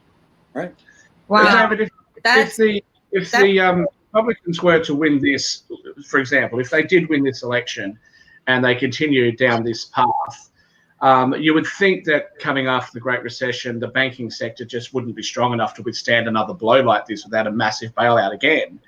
What does the Fed do? Where there's a limit to how much more fiscal intervention they can really do. There's a limit to quantitative easing. What do you think their options would be in that event? Well, first of all, I don't agree with one of your premises, Shaq. So long as the U.S. government can borrow in its own currency, simple algebra, it can't go broke. That doesn't mean it can't hurt the rest of us, but the government itself can't go broke. I mean, we can do whatever we need to do in terms of spending money to fix things. I think what fundamentally we need to do in the U.S. is recognize that we've been through a 40-year period of promoting supply-side economics, and demand-side economics has collapsed. Well, Adam Smith started out studying circulatory systems. And he one of the things he learned from the physiocrats in France was that, your venal blood flow and your arterial blood flow have to match. And if they don't, blood starts gathering somewhere, basically where you sit. And if you don't fix it, it will rot, and that will kill you. And we need to get demand and supply back into a better balance. And I don't disagree with you on that at all. Yeah. I think there's needs with that, but I'm not suggesting the U.S. government would go broke. I'm asking, what does the Fed do? Because as far as fiscal intervention is concerned, they're buying bonds, they're buying bond ETFs, they're actually investing in the stock market itself, which, as you pointed out, is not the whole economy. Not a good idea. what else do they have left really to do at this point if it was to continue down the path that you're Well, suggesting? the Fed can continue to buy bonds to stimulate the economy. They can, although I don't like it, invest in the market in effect through companies and taking warrants and things for the future. I think that's not the core of the real problem here. The real problem is inaction in Congress. And Bill, who's worked in Washington, you probably know much better how to fix this, Bill. No. I defer. I do not know much better. I know what I don't know, but I do have some questions. With regard to, because it seems to me that it's going to be a combination, long term, of both monetary policy and fiscal policy. Now, with regard to the Federal Reserve and the monetary policy, do you think that they're going to, on that piece of it, another round of quantitative easing in addition to to flood the liquidity into the economy? That's one piece. And then on the stimulus side, I know everybody is focusing in on the unemployment payments and then the $1,200 payments to all Americans. But David, do you think that it has to be a sustained stimulus program? And say, in whatever combination that may be, infrastructure and such, David? Yeah, well, so here's the thing that should guide that, and that's how long is the pandemic going to last? There's a very good piece in the New York Times today by a cardiologist, following on one yesterday in the Washington Post by another doctor, that lots and lots of people who get coronavirus appear not to be particularly sick, but they have lifelong heart and lung damage, serious damage. And this is a really pernicious virus that we've got. And so, somebody got a phone on in the background or something? This is going to be at least 2 more years. So the thought process here, it seems to me, needs to be what we need to do to sustain the economy for 2 more years of much reduced activity. And there are going to be huge consequences that grow out of this. I mean, New York City, Manhattan is going to get hit like you wouldn't believe. The problem of excessively high housing costs in Silicon Valley. I think I mentioned the show before. My first house, a little 3-bedroom, 2-bath stucco starter house on a concrete slab, sold for $2 million. Basically, those things are going to collapse away, and there are going to be a lot of losses and a lot of problems that grow out of this. But I think fundamentally, our mindset on the economic side has to be: this is a marathon. This is not a sprint. It isn't getting to January 1st. It's getting to probably August of 2022 if we're lucky. And remember, there are all those new viruses that are being introduced into the environment as permafrost melts, and we don't know what's going to happen there. I mean, I think we're looking at a real world-changing event. The Spanish, misnamed Spanish flu pandemic that killed Donald Trump's grandfather a century ago didn't have any really lasting, significant effects, even though it killed 50 million people, 10 times the number have died so far around the world, with a population end World War II? 5+ times bigger. Say it again? Didn't it end World War II? Oh, yeah. Yes, right. It ended, right. We can spend a whole show on Donald's misstatements of fact and ignorance. But this one, I think, actually is going to have a significant effect because we have we're almost 8 billion people. We have jet airplanes. We're much more globalized than we were back then. And viruses are, nature says life wants to live. And we are evolving these new viruses that are different and pernicious, and I don't think they're going away. Now, luckily, because we have brains, if we put the money into it, we can apply a lot of science to this. But for the rest of our lives, and I'm probably the oldest person in the group here, so even Shaq's life, he's got, you're older than me, Lynn? Okay. But even Shaq, who's half my age, I think for the rest of our lives, this is going to be an issue. It may go into more of a background issue, but it is not going away. Viruses and their impact, and some bacteria and their impact. And the science magazines I read are all saying this. I'm not coming with this out of the blue. If you read Science, if you read Scientific American, Fungus. that's the overwhelming unstated message that this is a real serious long-term game changer for human beings. Yes. Well, National Geographic has been talking on this for quite some time, and I am so impressed with the National Geographic. They were the first to come out. What does this COVID do to your human body? Because that was the first question I asked when I realized so many people were dying from it before it even came to America. I go, what is the impact of this disease? Well, the minute I read what the impact was, I didn't wait for the president to shut me down. I shut me down. I was like, that's a tough scare for me. But what I want to talk about that I think is very, very important is all these people that are going to be losing their house. Now you're going to be making people go into community centers and that's going to build hot clusters, right?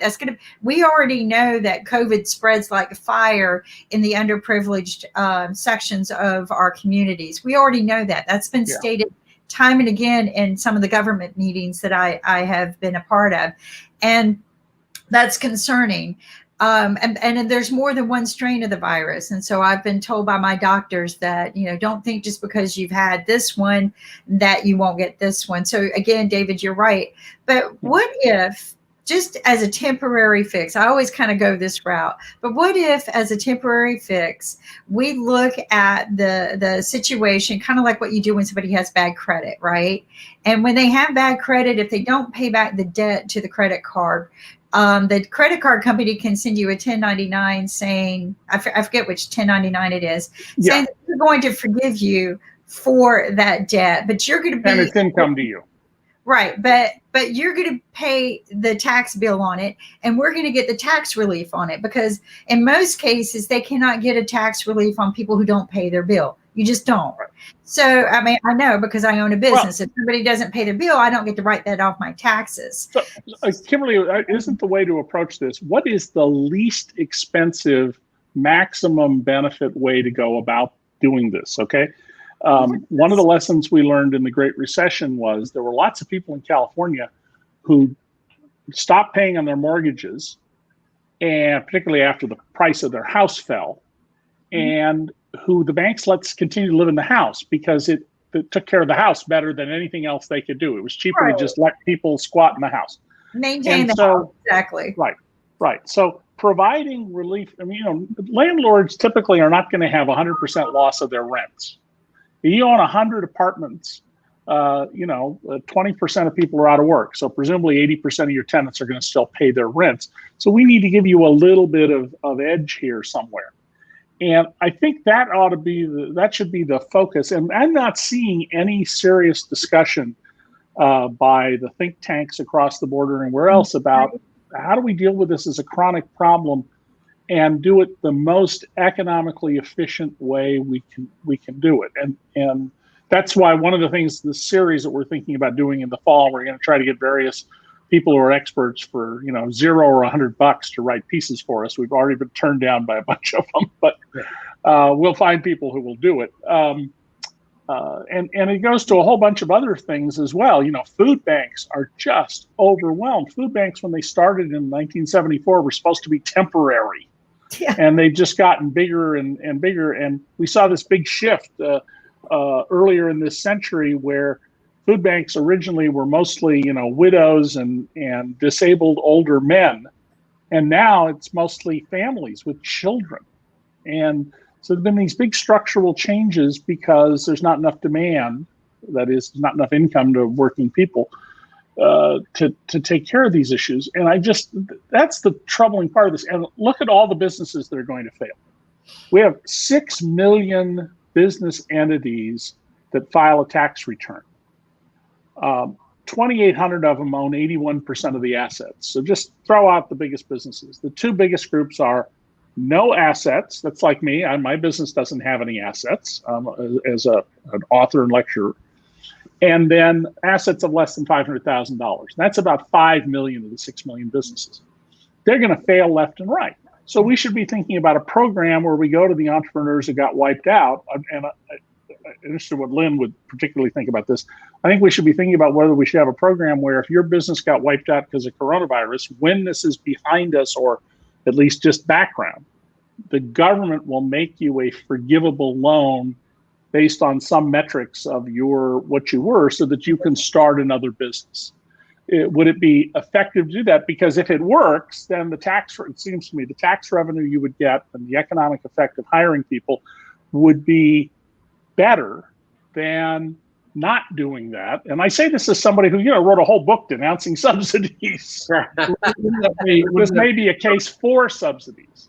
Wouldn't that also, and this goes against what I normally say, but wouldn't this also be a good time to do what they did after the Great Depression? And now that labour costs are going to be relatively low because everyone's out of work, that you start to rebuild bridges and roads and the very first thing I think that the Democrats should do in January 3rd, when presumably we will have a new Congress and maybe we'll have a Mitch McConnell out as majority leader, is they should immediately start a graded infrastructure bill. So start with the easiest things to do, which don't require particularly skilled workers, like highway projects, and move toward the more sophisticated ones, which are things like dams, publicly owned pipelines for water and sewage plants. But approach it with the idea that we're going to ramp up over a period of time. You're not going to just suddenly spend $5 trillion overnight. The capacity isn't there.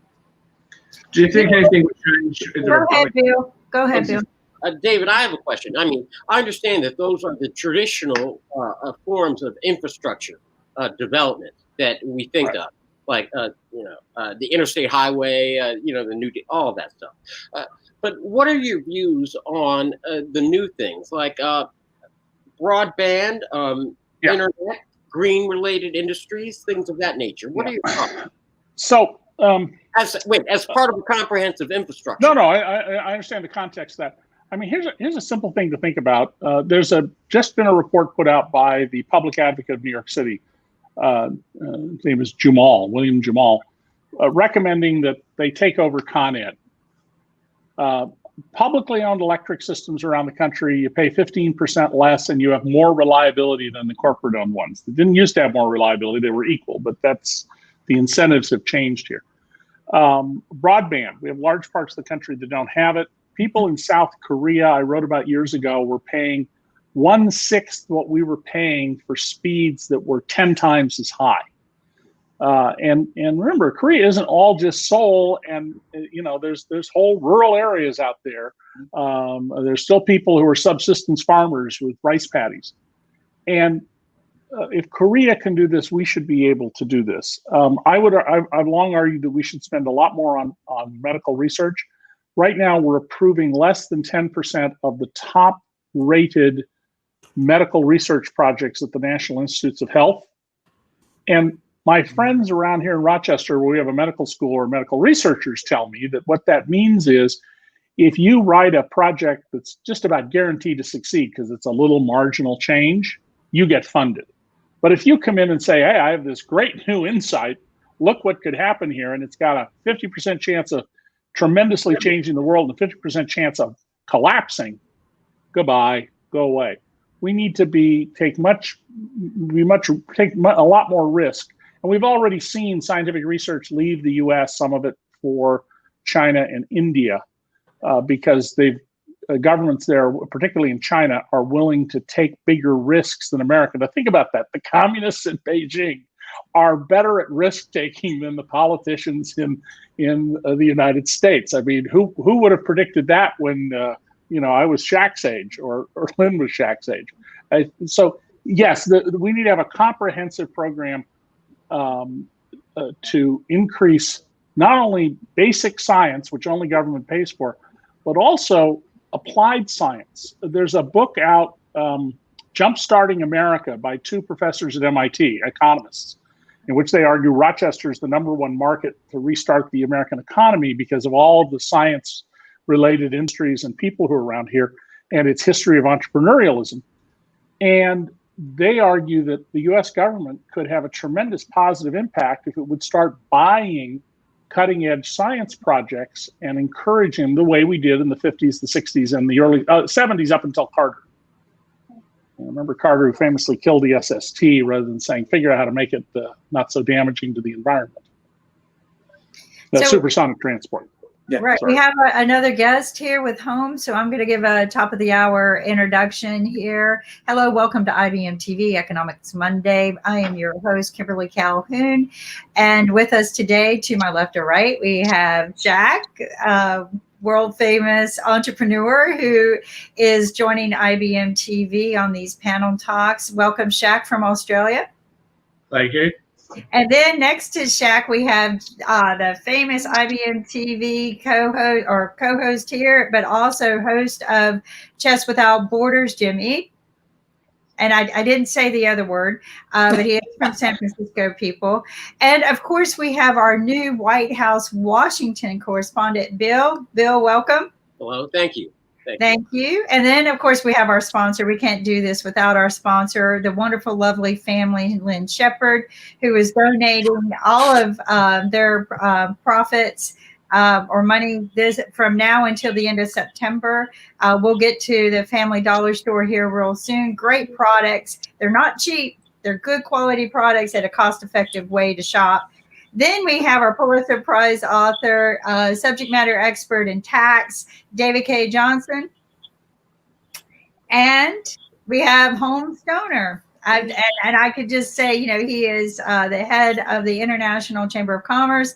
He is an entrepreneur, businessman, can talk about all the different topics as well. One of the things I like about this panel is that we're a little wise, right?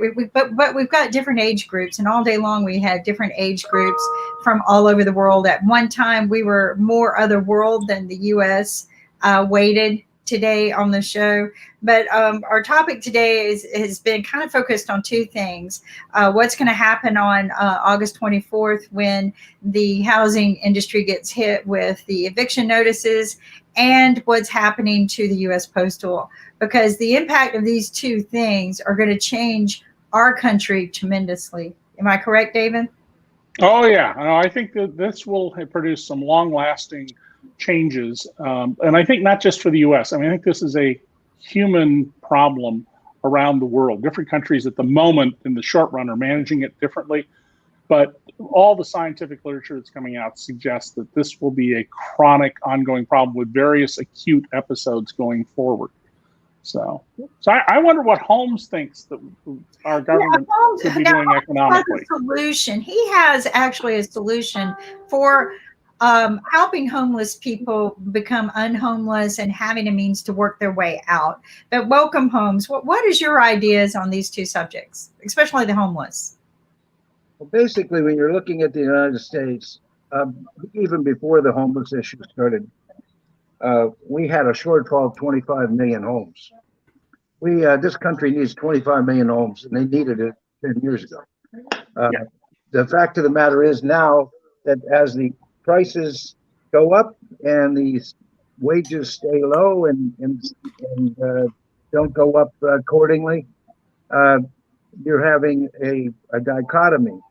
You have a lack of affordable housing and a plethora of high-cost housing that's doing very well. So as these high-cost areas where the houses are expensive, they maintain their value and actually go up. The affordable housing decreases exponentially. What happens is the reason that we can't is because we're mired in regulation here. Number one, there's a lumber lobby that's beyond imagination because we're in the steel modular business. And the biggest problem we have is regulation and the lobby for the lumber industry. They don't want us in this country. They don't want us to provide low-cost housing because it challenges their market share. So we find that because we can manufacture 20,000 houses a month, we have the capacity to house 1,000 people a month. Wow. Nobody in this North America has even a close facsimile to the capacity that we can provide. They can put a house up for a couple in 4 hours. The idea here is speed to market. If the building codes allowed it, right, Holmes? The building codes basically don't allow it. Yeah. That's exactly it. Okay, we go in, we lay a slab, we bolt it up, we bring in the utilities, and you're up and you're ready to move in a day. Okay, they don't want that. You know, these wood housing or lumber industry housing, you're averaging around a year, sometimes 2 years to build a home. Well, now when you need 25 million homes, you can't do that. You've got to mass produce these houses, and they need to be done immediately. Just like we did after the tsunami in Fukushima in Japan. We had 1,000 houses up in 10 days. In Wuhan, one of our factories in China, they had 1,000-room hospital up in 10 days. Yeah. And they've taken it down, right? That hospital? Yeah, we put it up, we took it down, okay, in 10 days. So the solution is right there in front of your face, just like Kim was saying. The solution is right there in your hand. Our factories are right here in the United States, but they're not allowed to produce these homes because they apparently don't meet the codes. And what's really funny about the codes that they're giving us is the code isn't about safety. The code is about size, because our frames, we have steel frames, and then we put in eco-friendly building materials in the frames. So we have these slide-in panels that are already pre-cut, and they can just be locked down and put together. Well, that doesn't fly with building and safety. Building and safety have to come in and they have, with their flashlights and their stethoscopes, whatever. They got to come in and they go through the step-by-step process. It slows it down dramatically. Okay, and the other people that are doing these are using used containers, old shipping containers. Oh, yeah. Shipping containers are rife with carcinogens. They've been treated heavily. I know, I used to manufacture them. They're treated heavily with DDT and with creosote and lead paint and all of these toxic materials to keep the shipments. They're made for shipping. So they're made to protect the whatever's inside that's wrapped in plastic from any rodents or any mold or anything like that. So they make it very poisonous. And then these people will buy these things out of certification, piled up in big piles at the port, and they can buy it very cheap because they want to get rid of them. Okay, so they buy an old rusty container, they cut it all up a year later, and they're moving people in there. The kids that go to school, people in an office, a shopping center, a house, and they're lucky they're up to code. Homes, you're saying they're up to code, and yours are not. That's right, and they basically are subjecting these people to carcinogens, cancer-causing elements, and there's no EPA study at all. No, they haven't done one study on this, and yet they let people commercialize them and use them as livable structures when we are building brand new structures for half that price in the United States, and they don't approve us. So Holmes, let me ask you a safety question and then a financial question. We've made enormous advances in fire engineering and fire suppression in the last 100 years. And so are they objecting that the materials that you put in between the frames, the wall materials, are either themselves not safe or they, in a conflagration, collapse too quickly? Is that one of the claims? Actually, it's opposite.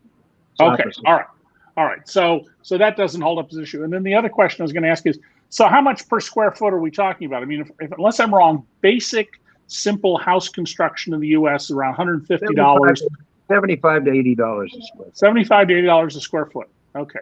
And I can, if you want to build a 2,000 square foot house this way, you can do it? You can expand at will because you're just pulling out panels and okay.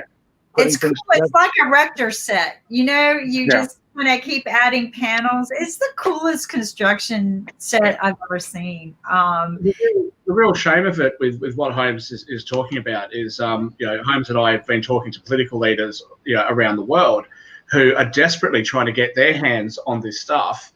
And then in the very country where Holmes is making them, you can't get building approval. It's just such a shame to see that. It's So- not It's the a house thing. that the three pigs built. Think about it, right? The three pigs built a house out of straw, a house out of sticks, and a house out of bricks. And steel was not on, and I just don't think, kind of like North Carolina, they just can't think past this. But I like the idea. I don't know why it's not taking off, because they build mobile homes. In fact, North Carolina is one of the largest mobile home manufacturers, I think, or used to be. So I don't understand why this is not being approved. Perhaps it's not. Mobile homes are made from aluminum. Okay. I know. Right. Steel. I know. We are walking around on planet Earth 21 miles deep of iron ore. Okay, what do you think they make steel out of? They make steel out of the most plentiful element on the planet Earth, which is iron ore. We can make steel now very clean, so it's not a dirty industry. We can make it so that it can be recycled again and again and again and again, the same steel. Okay? And the fact of the matter is that they prefer to deforest the planet and make it warmer just because they like the warmth and the look or whatever it is of wood. And people have to start thinking sustainability. They got to get out of this mindset that they've got to cut this wood and get into the mindset to use the most plentiful element that we have on the planet. I've got an idea on this, is that, bed bugs don't come on steel. This is something I learned from my son, who lived in New York for a while, and he unfortunately went through a big thing. They had a big thing about bed bugs, and he freaked out. So now his bed's made out of steel. His, flooring, if he can get steel, he would. But David, you had two full questions. The other was based on financial. What was that? Well, it was how much per square foot. Right. But Holmes makes a point about manufactured homes in the U.S., which depreciate just like cars, are aluminum, and we've approved them. When I was writing one of my 3 economics books, I wanted to find out how many people in Germany live in manufactured aluminum homes. And I called the German embassy, and I mean, they were like, "What are you asking? That's crazy." And they finally connected me with somebody in Berlin, and I called, and I went through a bunch of, PR people and whatnot who all thought this was crazy. And finally, I got a gentleman who said, "Well, there are no statistics in Germany." And I said, "So nobody lives in a home like that?" He said, "Well, I think you could reasonably assume there's a family or two somewhere in the Black Forest who are building a home, who are living in the trailer until it's finished." 5% of Americans, over 16 million people, live in these aluminum buildings that are not built to any significant standard, and they lose value and they fall apart. And it's without question, we could build houses of steel and other materials, modern composites, that would last a perfectly long time, carry significant loads. And Holmes addressed my key question, which is whether the panel materials raise fire safety questions, and he says just the opposite, that they're safer. And yeah, this is just a classic story of what happens with regulation. Industries, because they have a concentrated effort, capture the regulators. And supposedly we have generally uniform building code in the U.S., but the size of the lobby for the lumber industry and all the related industries, the carpenters who do the work and whatnot, I would overwhelm. The contractors, the drivers, the retailers, the harvesters, the growers, all of them. Yep. Yeah. So Holmes, you may think I'm being facetious, but I think I'm being correct. Find a way that the politicians can make money as a result of what you're doing, and I will guarantee that you will get approved immediately. Get on, Lynn. That's what I kept saying. It's all about money. It's all about money. When Holmes and I talk to politicians around the world, we've got approvals, almost instantly. But if I try and talk to politicians here in Australia, or we try and talk to them in the US, it just becomes this minefield. And especially in a circumstance like right now, we've got COVID. Like, the people are going to need these. People are going to need to be isolated and quarantined and stuff like that. They need this stuff. It's an urgent need, and it's very frustrating to deal with that. I've got an idea. Just build it. Have building code come in and approve it, and then build the next one. And then by the time you get 3, they're not even going to think twice about it. They can already demolish it. But Sasha's got a question. I'd like to add something because I'm following different stocks, including the housing companies. Their stocks are booming. They don't have enough supply like lumber and others. They are looking for trades. They're hiring thousands and thousands of people to erect new houses. And also, although I must admit there is something that worries me and other people, is that now you can buy a new house in the United States by putting only 3% down payment, and the rest is financed by either banks or the companies themselves providing financing and so on. Now 3% is a little bit scary because if something happened, and people will just walk away from the properties what they bought. Like if interest rates will go higher or any other unforeseeable situations which may happen. So 2 points basically what I wanted to make. Number one is that the housing stocks are booming and they're building houses after houses and so on. And the other one is the worry about only 3% down payment requirement.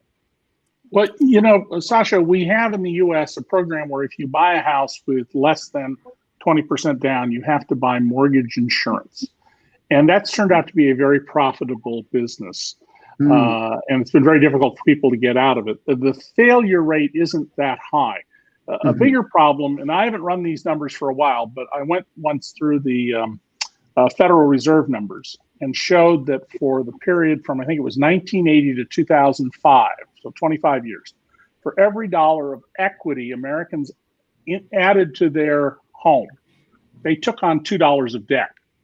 Now, that is not a prescription for doing well in your old age. It's a prescription for being on the hamster wheel till you drop dead. Yeah. And it's the rising price of houses that is doing this. Like before you came on, I think, am I mentioning the stucco starter home I bought in 1971 that's now worth, or at least it's sold for, $2 million. You could rebuild the house for $150,000, but it sold for $2 million because the demand for housing in the Bay Area and Silicon Valley. So I'm not particularly worried about the low down payment issue. And with fixed rate mortgages for 30 years, currently under 3% if you have good credit, that really shouldn't be a significant barrier in any way. But there was the other first question you raised was about, just tickle my memory. Well, the first point is that the stocks of housing companies, right. They are rising like. So this goes to this problem about increasing want and wealth at the same time in America. So Toll Brothers, for example, is a big publicly traded builder on the East Coast. You probably tracked their stock. They are building, they don't build worker houses.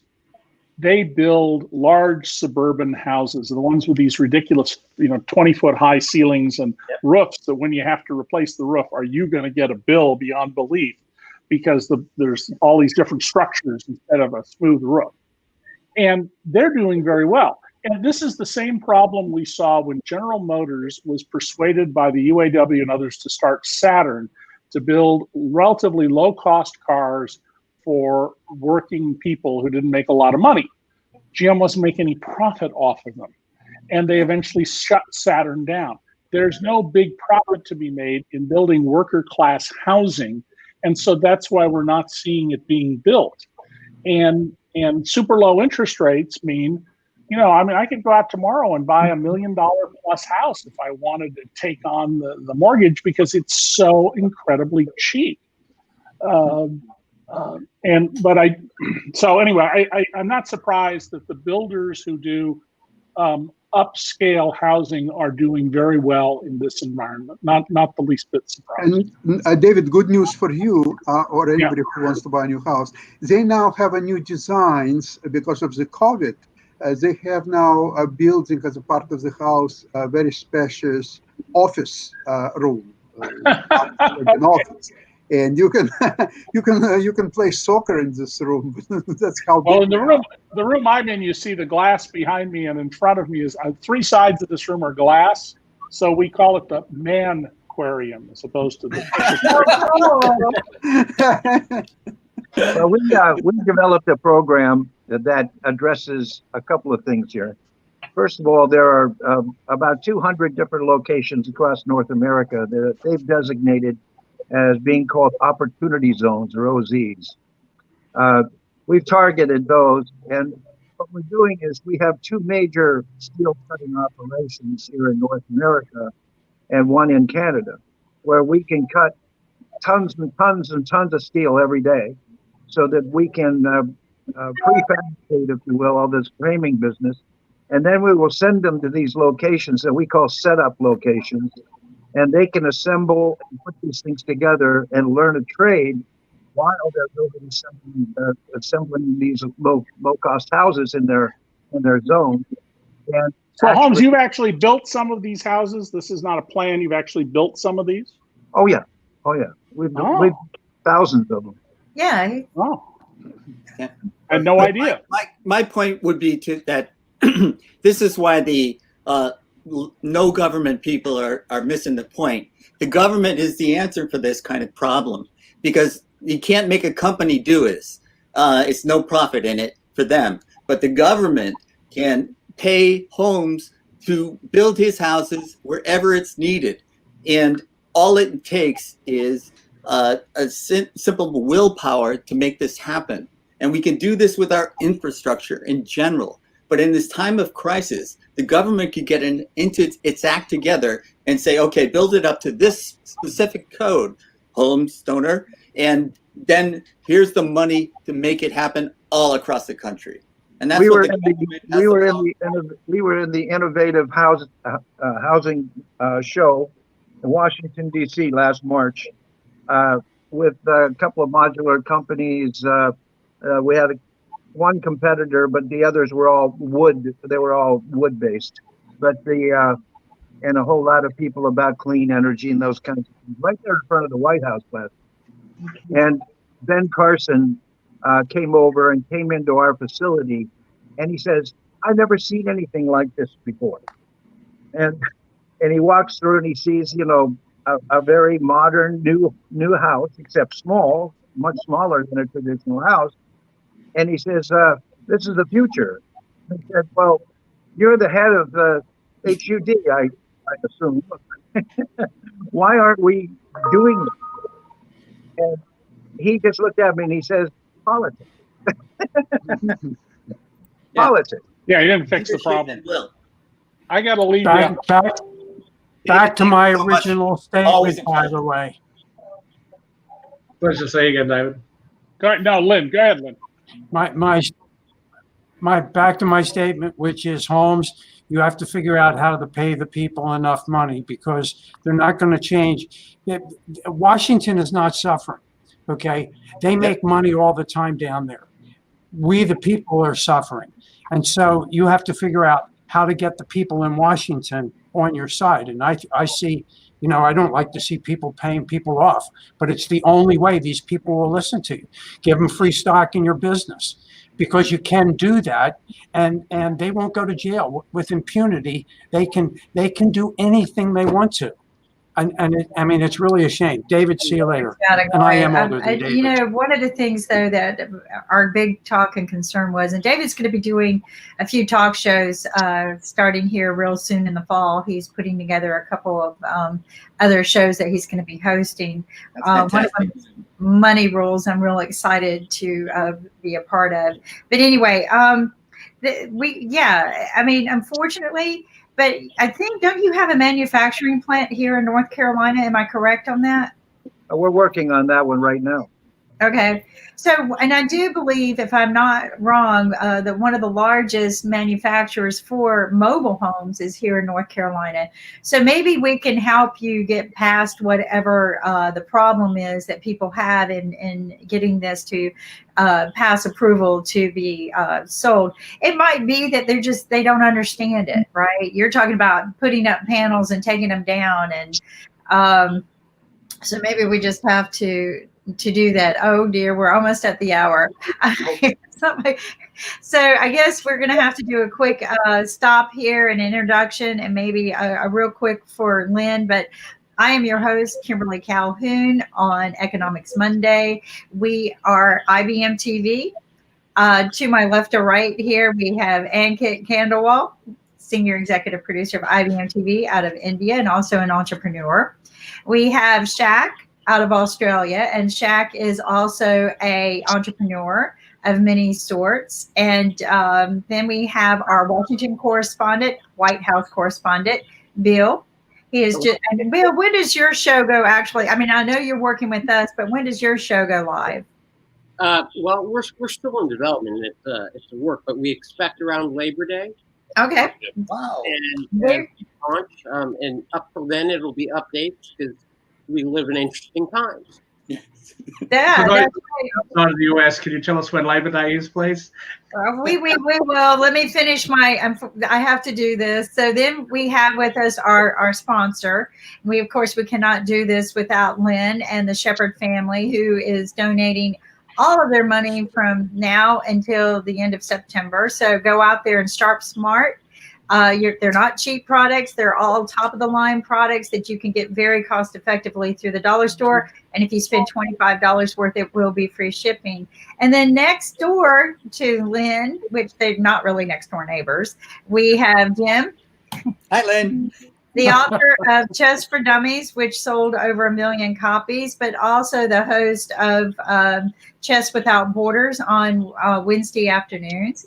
Then we have joining us all the way from Los Angeles area of California, Home Stoner, who's also a great entrepreneur, but solving, okay, people, not just starting a business, solving a problem we have in this country, and that is trying to provide affordable housing so that people can get a fresh start, you know, especially now that we have this issue coming up this Monday.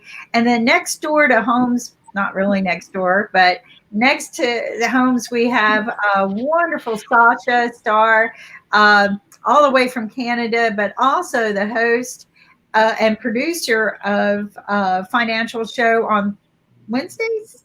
Yeah. Wednesdays. That's right. I got Jim's show mixed up. And so Wednesday, you have the Financial Show, which is a lot of fun to listen to. And I think Shaq visits you and Jim visits you. And then you have what I love is Chess Stars on Saturday afternoons, which is a wonderful way of playing chess. And I've been watching this. People don't understand. There must be this huge problem with chess cheaters. And you can't cheat if you play on Chess Stars, because there's this thing that they do, especially when they have these big competitions that you can, put some money and guess on who's going to make the next move. But they actually videotape the players so that you can't cheat. You see what they're doing. You see what their next move is. You see the expression on their faces. They're good poker players, so they don't have expressions. But so Kimberly, which chapter of Jim's book deals with the cheaters? Do we know? Teaches you how to cheat? That's the 5th edition. Oh, no, that's the second book for Chess Dummies, How to Cheat. But I was shocked because I've been reading this amongst the chess group. Not that I'm a chess player, people, but I do have a lot of chess connections now, thanks to Nick and all the wonderful chess players on our shows. But I found that odd and disappointing, because cheating is not how you win. Oh. And cheating is not how you will win in life. You will shortchange yourself in the long run. But I will say this. Yes. Cheating is part of everybody that's doing anything cheats. You know, not everybody cheats. There are a lot of people that don't cheat at all. There's a lot of chess players that would never cheat. But right. It's a fundamental human nature. It's nature, but I told him to pull out the video camera. We all got one. And make sure you got a video while you play. It's simple, done, over. And that's what they do on Chess Stars when they have the big, huge competition where you get to guess the next move and win money when you do the guess the next move, which is. By the way, there is a great remedy for cheating, and it was done in France about 50 years ago. There is a certain device called guillotine, and it's very effective. And Sasha has one. Sasha has has one. We know this. Sasha has ability. So, folks, don't cheat at Sasha's house. Available on Amazon, though. I looked. Or on Stars. But here's the thing. We've got Economics Monday, which is very near and dear to my heart, because this is when we get to talk openly worldwide, globally. And of course, we talk a lot about what's going on in the U.S. right now because we're in a hot mess. We are in political season, pandemic down for 6 months. I hate that David left us. But, our U.S. Postal Department's being put into the ruins. I mean, we're in a hot mess. Starting Monday, foreclosures are going to be allowed, and I guess they had to do this, but the only people that win in this situation, and I know they're saying they're not, is the banks, right? The already rich people are going to win. Just like I keep asking, what happened to that $2 to $4 trillion we built for stimulating? Because it's not stimulating. It went to one bank somewhere. It's sitting in one bank. This is the best money laundering job I have ever seen in my life. So the thing is how do we re-stimulate the country? Well, Ben Coates shared with us what they're doing in their country, and I think it's brilliant. We should try it. They're giving food vouchers to eat in restaurants, right? And so the government's handing out. So what's great about that is if you're sitting in your home unable to pay your bills and you're going hungry, it's a good way to be able to eat, right? If you're sitting at home, you're still making money, but you're going to take your family to the restaurant to get the food, to take it back home usually. Or if you've got those beautiful tents like they started in the Netherlands and other countries, you're going to eat out with your family. But what are you doing? You're stimulating that community, right? You're giving the restaurant person a means to generate revenue, and you're keeping them alive. You're feeding people. You're getting people out their front door just a little bit safely, be safe. But you're stimulating the community, not a big pocket somewhere. Kim, a question. Can you order, if you're hungry, can you order some marinated lamb chops or ossobuco? Why not? I just love the fact that they're doing this to stimulate, because that restaurant owner, they've got to buy from the food market, right? They have to buy from the farmers. So all of this is true stimulation to me. And they've also come up with a unique way to still hold concerts and events. And it's working. People are getting out and going to the event. And we're going to know the outcome. Indian food, Sasha, in London. Right, Chinese. You can order Indian food. Yeah, that's right. They have fantastic Indian restaurants. But also in Toronto. In Toronto, there are fantastic Indian restaurants too. So, the thing is that what they're doing is stimulating. And that's the way you stimulate money, right? They're not just giving out checks. And then we got to figure out how are we going to rehouse all of these homeless people. And I think Homes has a great solution. I also think it's a great solution because it is not a product that goes to waste, And I actually think that as we start building it, we could probably use recyclable products in building these kind of homes. But I would like to ask question, Holmes, very quickly. What's happened if there are so much need for a new housing and a lot of houses are being built? At the same time, is there eviction will kick in and a lot of people will be evicted from the houses. So these houses will hit the market and probably at very depressed prices. So how this two will combine? There are a lot of new houses coming on the market. At the same time, a lot of people who will be evicted, their houses will go on the market. How it will all come together? There are different configurations, but in a government situation, there's what we call the Title 8, which is subsidized the rent by the government, people that have means of income, and then but the more prevalent is we cut your monthly expenses down to about 1/3 of what you're normally spending, because we managed to pack you into a community, kind of like the old days of when they made the projects in low-income areas. These are more futuristic. These are the smaller units, but all brand new, all with the latest with appliances and kitchen accessories and whatever. These are not rat infested, run down old buildings. These are brand new structures that people just have to learn to sustain themselves in smaller areas to face the 21st century. That's just the long and the short of it. These big homes and these big villas or whatever, those are not in grasp of the average person anymore. It's just not a reality. What we have to do is we have to make these villages, make them smarter. We have to make them more convenient. We have to make them more in tune with who's living there, and make life possible where you're taking away these horrible choices of sleeping on the sidewalk or sleeping on somebody's couch.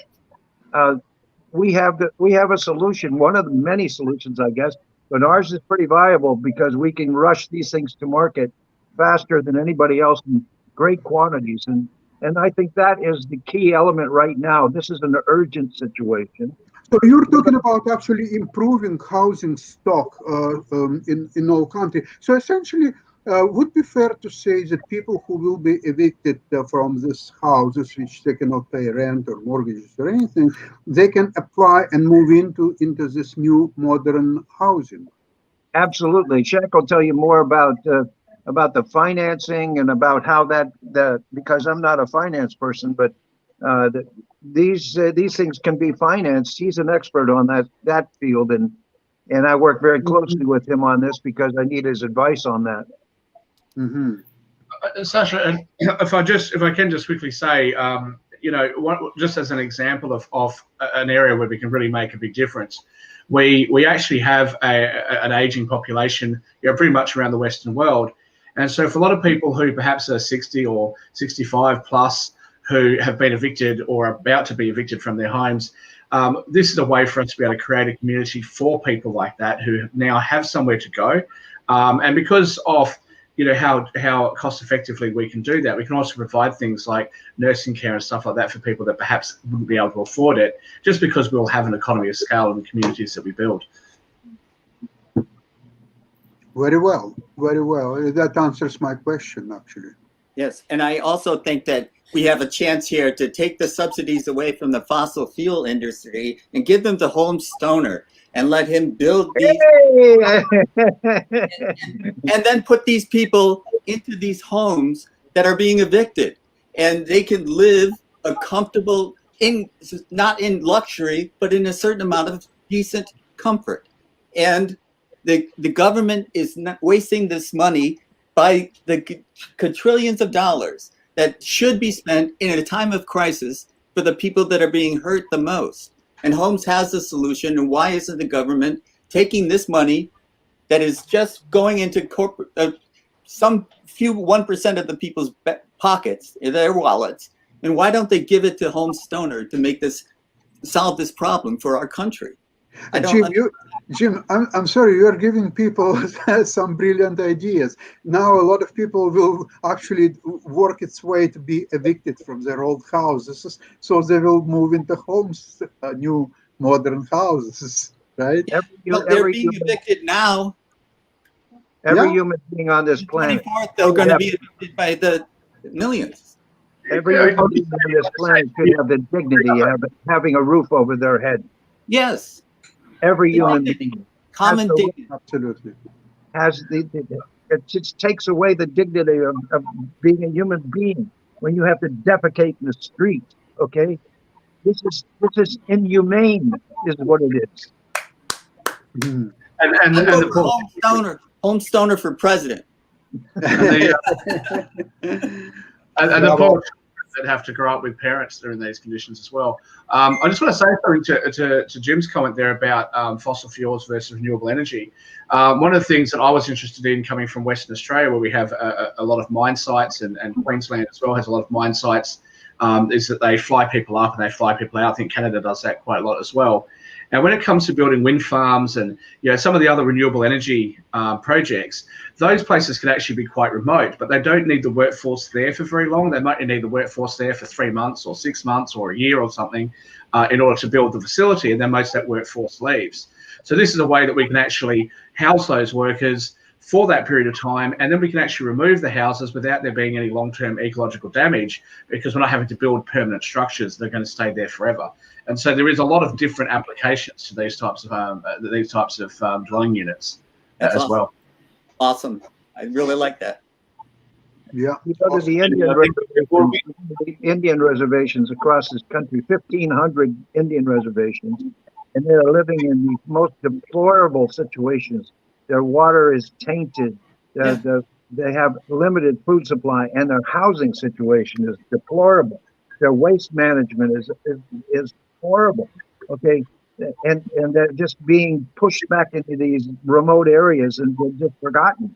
Okay, these are. I mean, our country has a lot of things that need to be fixed. A lot of things, and these little structures are a good beginning. Absolutely. And Bill's our man in Washington. Bill, how are you going to fix this? I'm going to begin by asking questions. Oh. And then see what the answers are. I'll come back to you and we'll see where we're at. This seems like a simple answer. Before empowering the homes, I think we can talk about how to empower Dollar Store. So we have Lynn Shepard with us talking about Dollar Store. Thanks very much, Ankit, because I do have to go. So I'm just going to say our family owns an online dollar store. We're a big supporter of the mission of Money Masters PBS, which owns IBM TV. You can go on to the IBM TV website, click on the big round button, which is also green if you're not colorblind, and you can become a customer. You're going to get $5 worth of gift tokens the minute you become a customer. Unfortunately, Shaq, well, you can become a customer in Australia, Shaq, but we can't ship to you. But you can give your tokens to people here in the United States, maybe to Holmes. Don't do it for Jim, because he's trying to monopolize all the tokens from the people from outside of the country. But here's the point. We have lots of great products. We have face masks. They cost $25 for 50 of them. If you use your tokens, they now cost $20. And between now and the end of the month, we're going to give you an additional $5 worth of tokens. So for $15, you can get 50 face masks delivered to your home for free because you've ordered $25 or more. And we have just lots of products. There are over 4,300 products. As Kimberly said earlier, they're not cheap products. They're good quality products. We just happen to sell them for less money than you can buy them elsewhere. So between now and the end of August, please sign up to become a customer, because you're going to benefit twice. You're going to get $10 worth of gift tokens, and they're just like gift cards that you get at Target, or just like you'll get at CVS or the different stores. And also, you're going to be supporting Money Masters PBS and support the mission, which is to narrow the gap between poverty and financial sustainability by providing financial education and financial fitness, which is part of what the shows today are doing for people. So I don't need to take up any more time, because we've got a lot of you on here who are talking about other stuff. The only thing I ask is, when you do shop, make sure you join the club and you get yourself Minion napkins, because we have a club going, and that's it for the moment. Unless you are going to play Sasha, as Jim is in chess, and then we know that you're going to have some pain in your head like Jim does. So put it on ahead of time, and you'll eliminate the pain. And by the way, Sasha, interestingly enough, my grandson got through the border yesterday and is now in Toronto. Really? Yeah, really got through the border yesterday. Well, did he cross the border illegally? No. He had to do it. He had to do it with a letter from the surgeon who operated on my daughter-in-law's elbow because they need him there. So he's essential. But it took him apparently no time to get through. He went through Fort Erie and he went right through. So, and he's a chess player. Oh, that's great. Lynn, one very quick question. For deliveries, are you using U.S. Postal Service? U.S. Postal Service, yes. And it works for you, Yes. right? Right, and it Excellent. absolutely works. Not for me because I live in a town that doesn't have delivery service. And it's too bad David's not still on because I used to sit on a board at our local hospital with Bruce Toll of Toll Brothers, who's insufferable, but that's beside the point. And I've been in a lot of Toll Brothers homes because there are a lot of them around here. I would prefer the quality of what Holmes is building, but that's me. So anyway, so there you go. Excellent. Well We're all said, supportive of you, Lynn. But by the way, good news from Canada is that although the border is closed until September 21st, but there is a new program that all Americans who want to apply and move to Canada, it's a new process now. It's only 2 weeks since you apply for permanent resident status in Canada, and in 2 weeks your documents are processed and you can move, especially people who live in the Silicon Valley. So Canada is interested in talent from Silicon Valley. So the scientists, the financial people, and many others, they're all welcome in Canada. So Sasha, is the offer valid till elections or is it post-election? We can build some homes, houses, and I can move up there temporarily right now. Yeah, I think Canada will need a lot of new housing too. For sure. Yeah, that's an idea. That's something to think about if this is happening. What a brilliant way to reopen up some doors, right? And generate some, but also to bring in some new talent. You know, some of the concerns have been the universities and the troubles that they're struggling with. I don't know if anyone knows this, but school opened up, and we've already seen the outbreaks here for the dorms that opened up. We've already seen some outbreaks in North Carolina. So. No, in Canada, the schools are not reopening. It's all going to be distance schooling for the time being. And I don't know what's happened in the next 2-3 months, but right now, on September 1st, no school is opening its doors. Right. You have to really feel for the kids as well, because as I understand it, your school year runs different to ours. Ours goes in calendar years. Your kids graduate sort of in the middle of the year. So you really have to feel for those kids that didn't get to go to the prom, didn't get to have all those things that every other kid gets to do when they graduate high school. That must, because you can't get that back. You can't sort of repeat that and go, we're just going to have a prom next year. It's not going to do the same. And the other thing was entry to college, right? Oh my gosh, what happens now that you're not able to enter into the universities the way the traditional means have always occurred? So what do you do, right? But I'm real proud of the universities. I sit on one of the boards, and there have been a lot of talk on this, on how to make it a comfortable, exciting, engaging, because they know that we're going to be missing out on a lot of the engagement that's very, very important.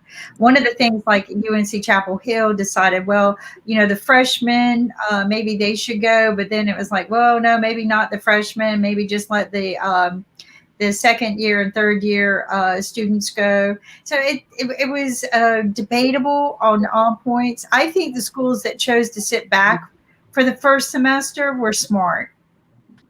I think because you risk less for your, the students' health and safety. You risk less opportunity of having to do an evacuation again, like they did at the last minute, like you were talking about. They didn't get to graduate. So I think it would have been smarter just to say, let's do all online and be a little safer. I mean, my concern too is that they've returned all the little kids to school. So the schools around us are now getting full again. I watched the parents bring their kids to school this morning.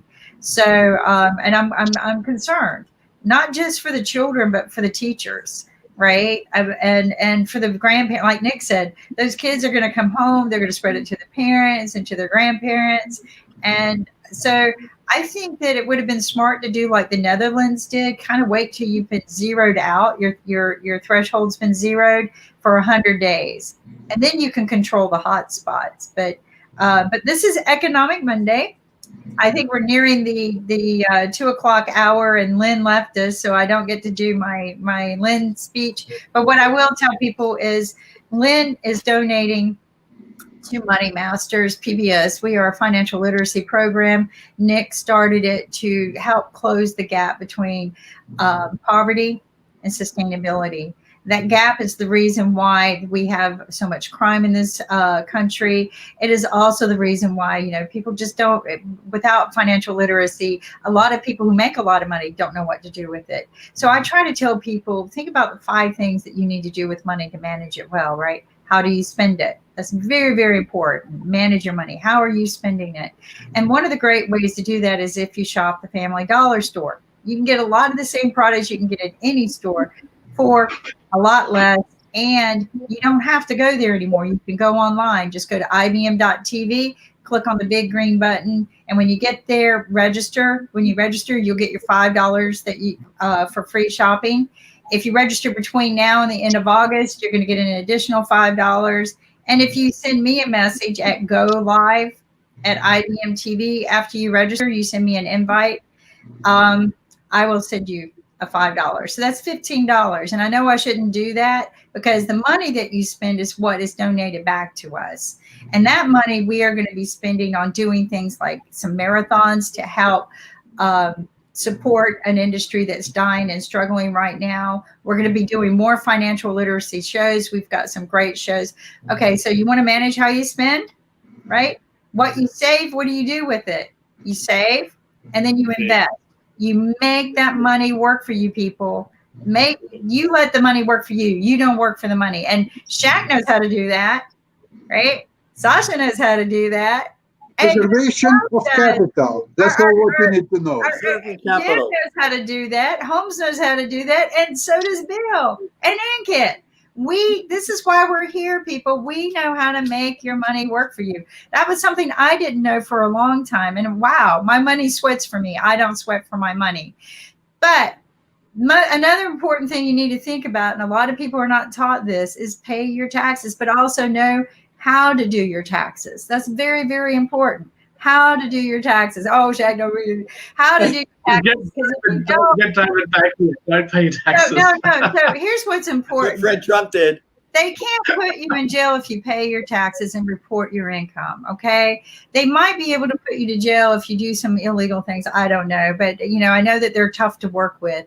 But report and do this. But know your rights. I read the new laws every year. If they're exhausting, they change every year.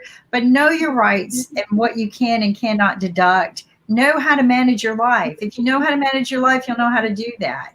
And then most important, which is what Lynn does, is pay it forward.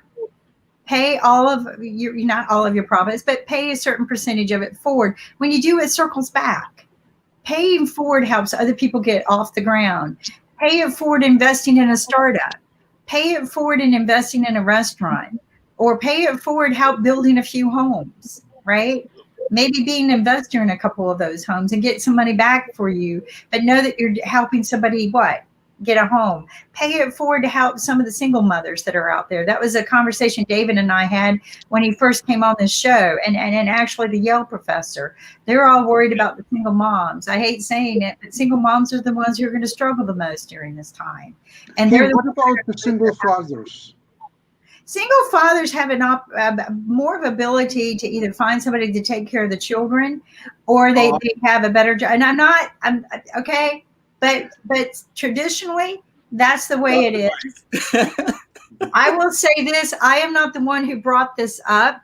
I was shocked when David and the professor from Yale brought this up, when Professor Ted brought this up as well.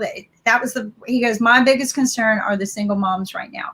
And mainly because a lot of the single moms, and David said the same thing, they're your service providers, right? They're the ones that are at the restaurants. They're the ones that are, a lot of the women do not get to make it out there.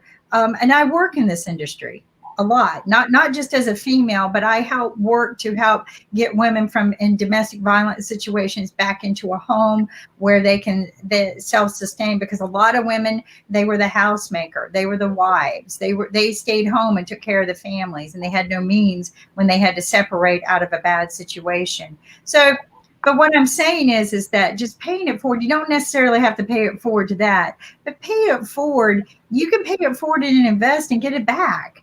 Or you can pay it forward in your community and just feel good. I know so many people who pay forward without their name being put on anything.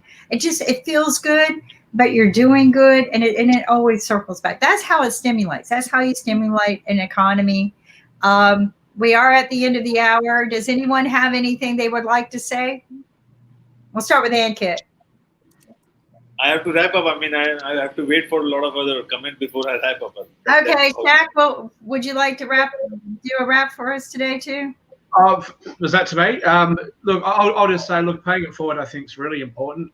Look after our youth, look after our older people. Making sure the people who are vulnerable get something, and I think that you always get it back. It's just the karmic universe. If you're not religious, you just always seems to come back to you. So yeah, please do give when you can. That's beautiful. Thank you so much. Holmes, do you have anything you would like to add? Get prepared prepare yourself for the worst. Wow. Okay, and I thank you for that. I'm actually getting ready to build some solar panels. Mr. White House, Bill. Well, actually, to pick up where Holmes left, for the next 2 weeks, I would simply say buckle up. We're going to have to figure out, we've got the DNC convention. Again, the highlights tonight would be Andrew Cuomo, Representative Jim Clyburn, and former Governor John Kasich. But we have 78 days. And, whatever's going to happen, we're going to figure it out. And it's going to be an interesting 2 weeks. Oh, yes, it is. And I'm looking forward to seeing what comes out of this. I am going to try not to watch too much of the mudslinging, but thank you. Yeah, this is going to be some interesting topics. I'm here to help you, Kimberly. Thank you.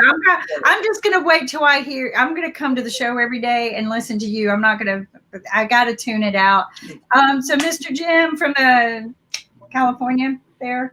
Yeah, thank you, Kimberly. I'm still waiting for the wealth of the 1% to trickle down to me, and I'm not holding my breath for their health to trickle down to me either. So we've got to do something radically different. We need fundamental change. Did you read that book? It doesn't trickle down, it trickles up. And then when he said it trickles up, I go, no, it rivers up. It trickle up. It rivers up. Sasha, what good words do you have for us? Interesting aspect of single mothers. I've just learned a couple of days ago about one condo in Florida on Sunny Isles. It was rented to 10 women who were pregnant on about 9 months pregnancy, and they were all from Russia. The purpose was to have the birth in the United States so their children would become American citizens instantly. And then some of them will stay, some of them will go maybe back to Russia or so on. But it was very interesting news that I've just learned. No, that's beautiful. Thank you for saying that. And you're always good for bringing that. But that wraps up our Economics Monday. Thank you very much for watching IBM TV. We're going to look forward to seeing you tomorrow on Celebrity Tuesday, Tech Tuesday. Right, Tuesday. Thank you. Where's our ambassador? We have a show running up right now, Radio hour with Mark Lee. Do join us on IBM TV Monday, 2 p.m. EST. And also I would request Bill, if he can join us tomorrow for a 15-minute pep talk about what's happening with the Democratic National Convention in US. Yeah. Maybe we can. What's that all about tomorrow at like 10 a.m. Morning time, and then we can take our Celeb show after that. So And, Kimberly doesn't have to watch it. You can tell us. That's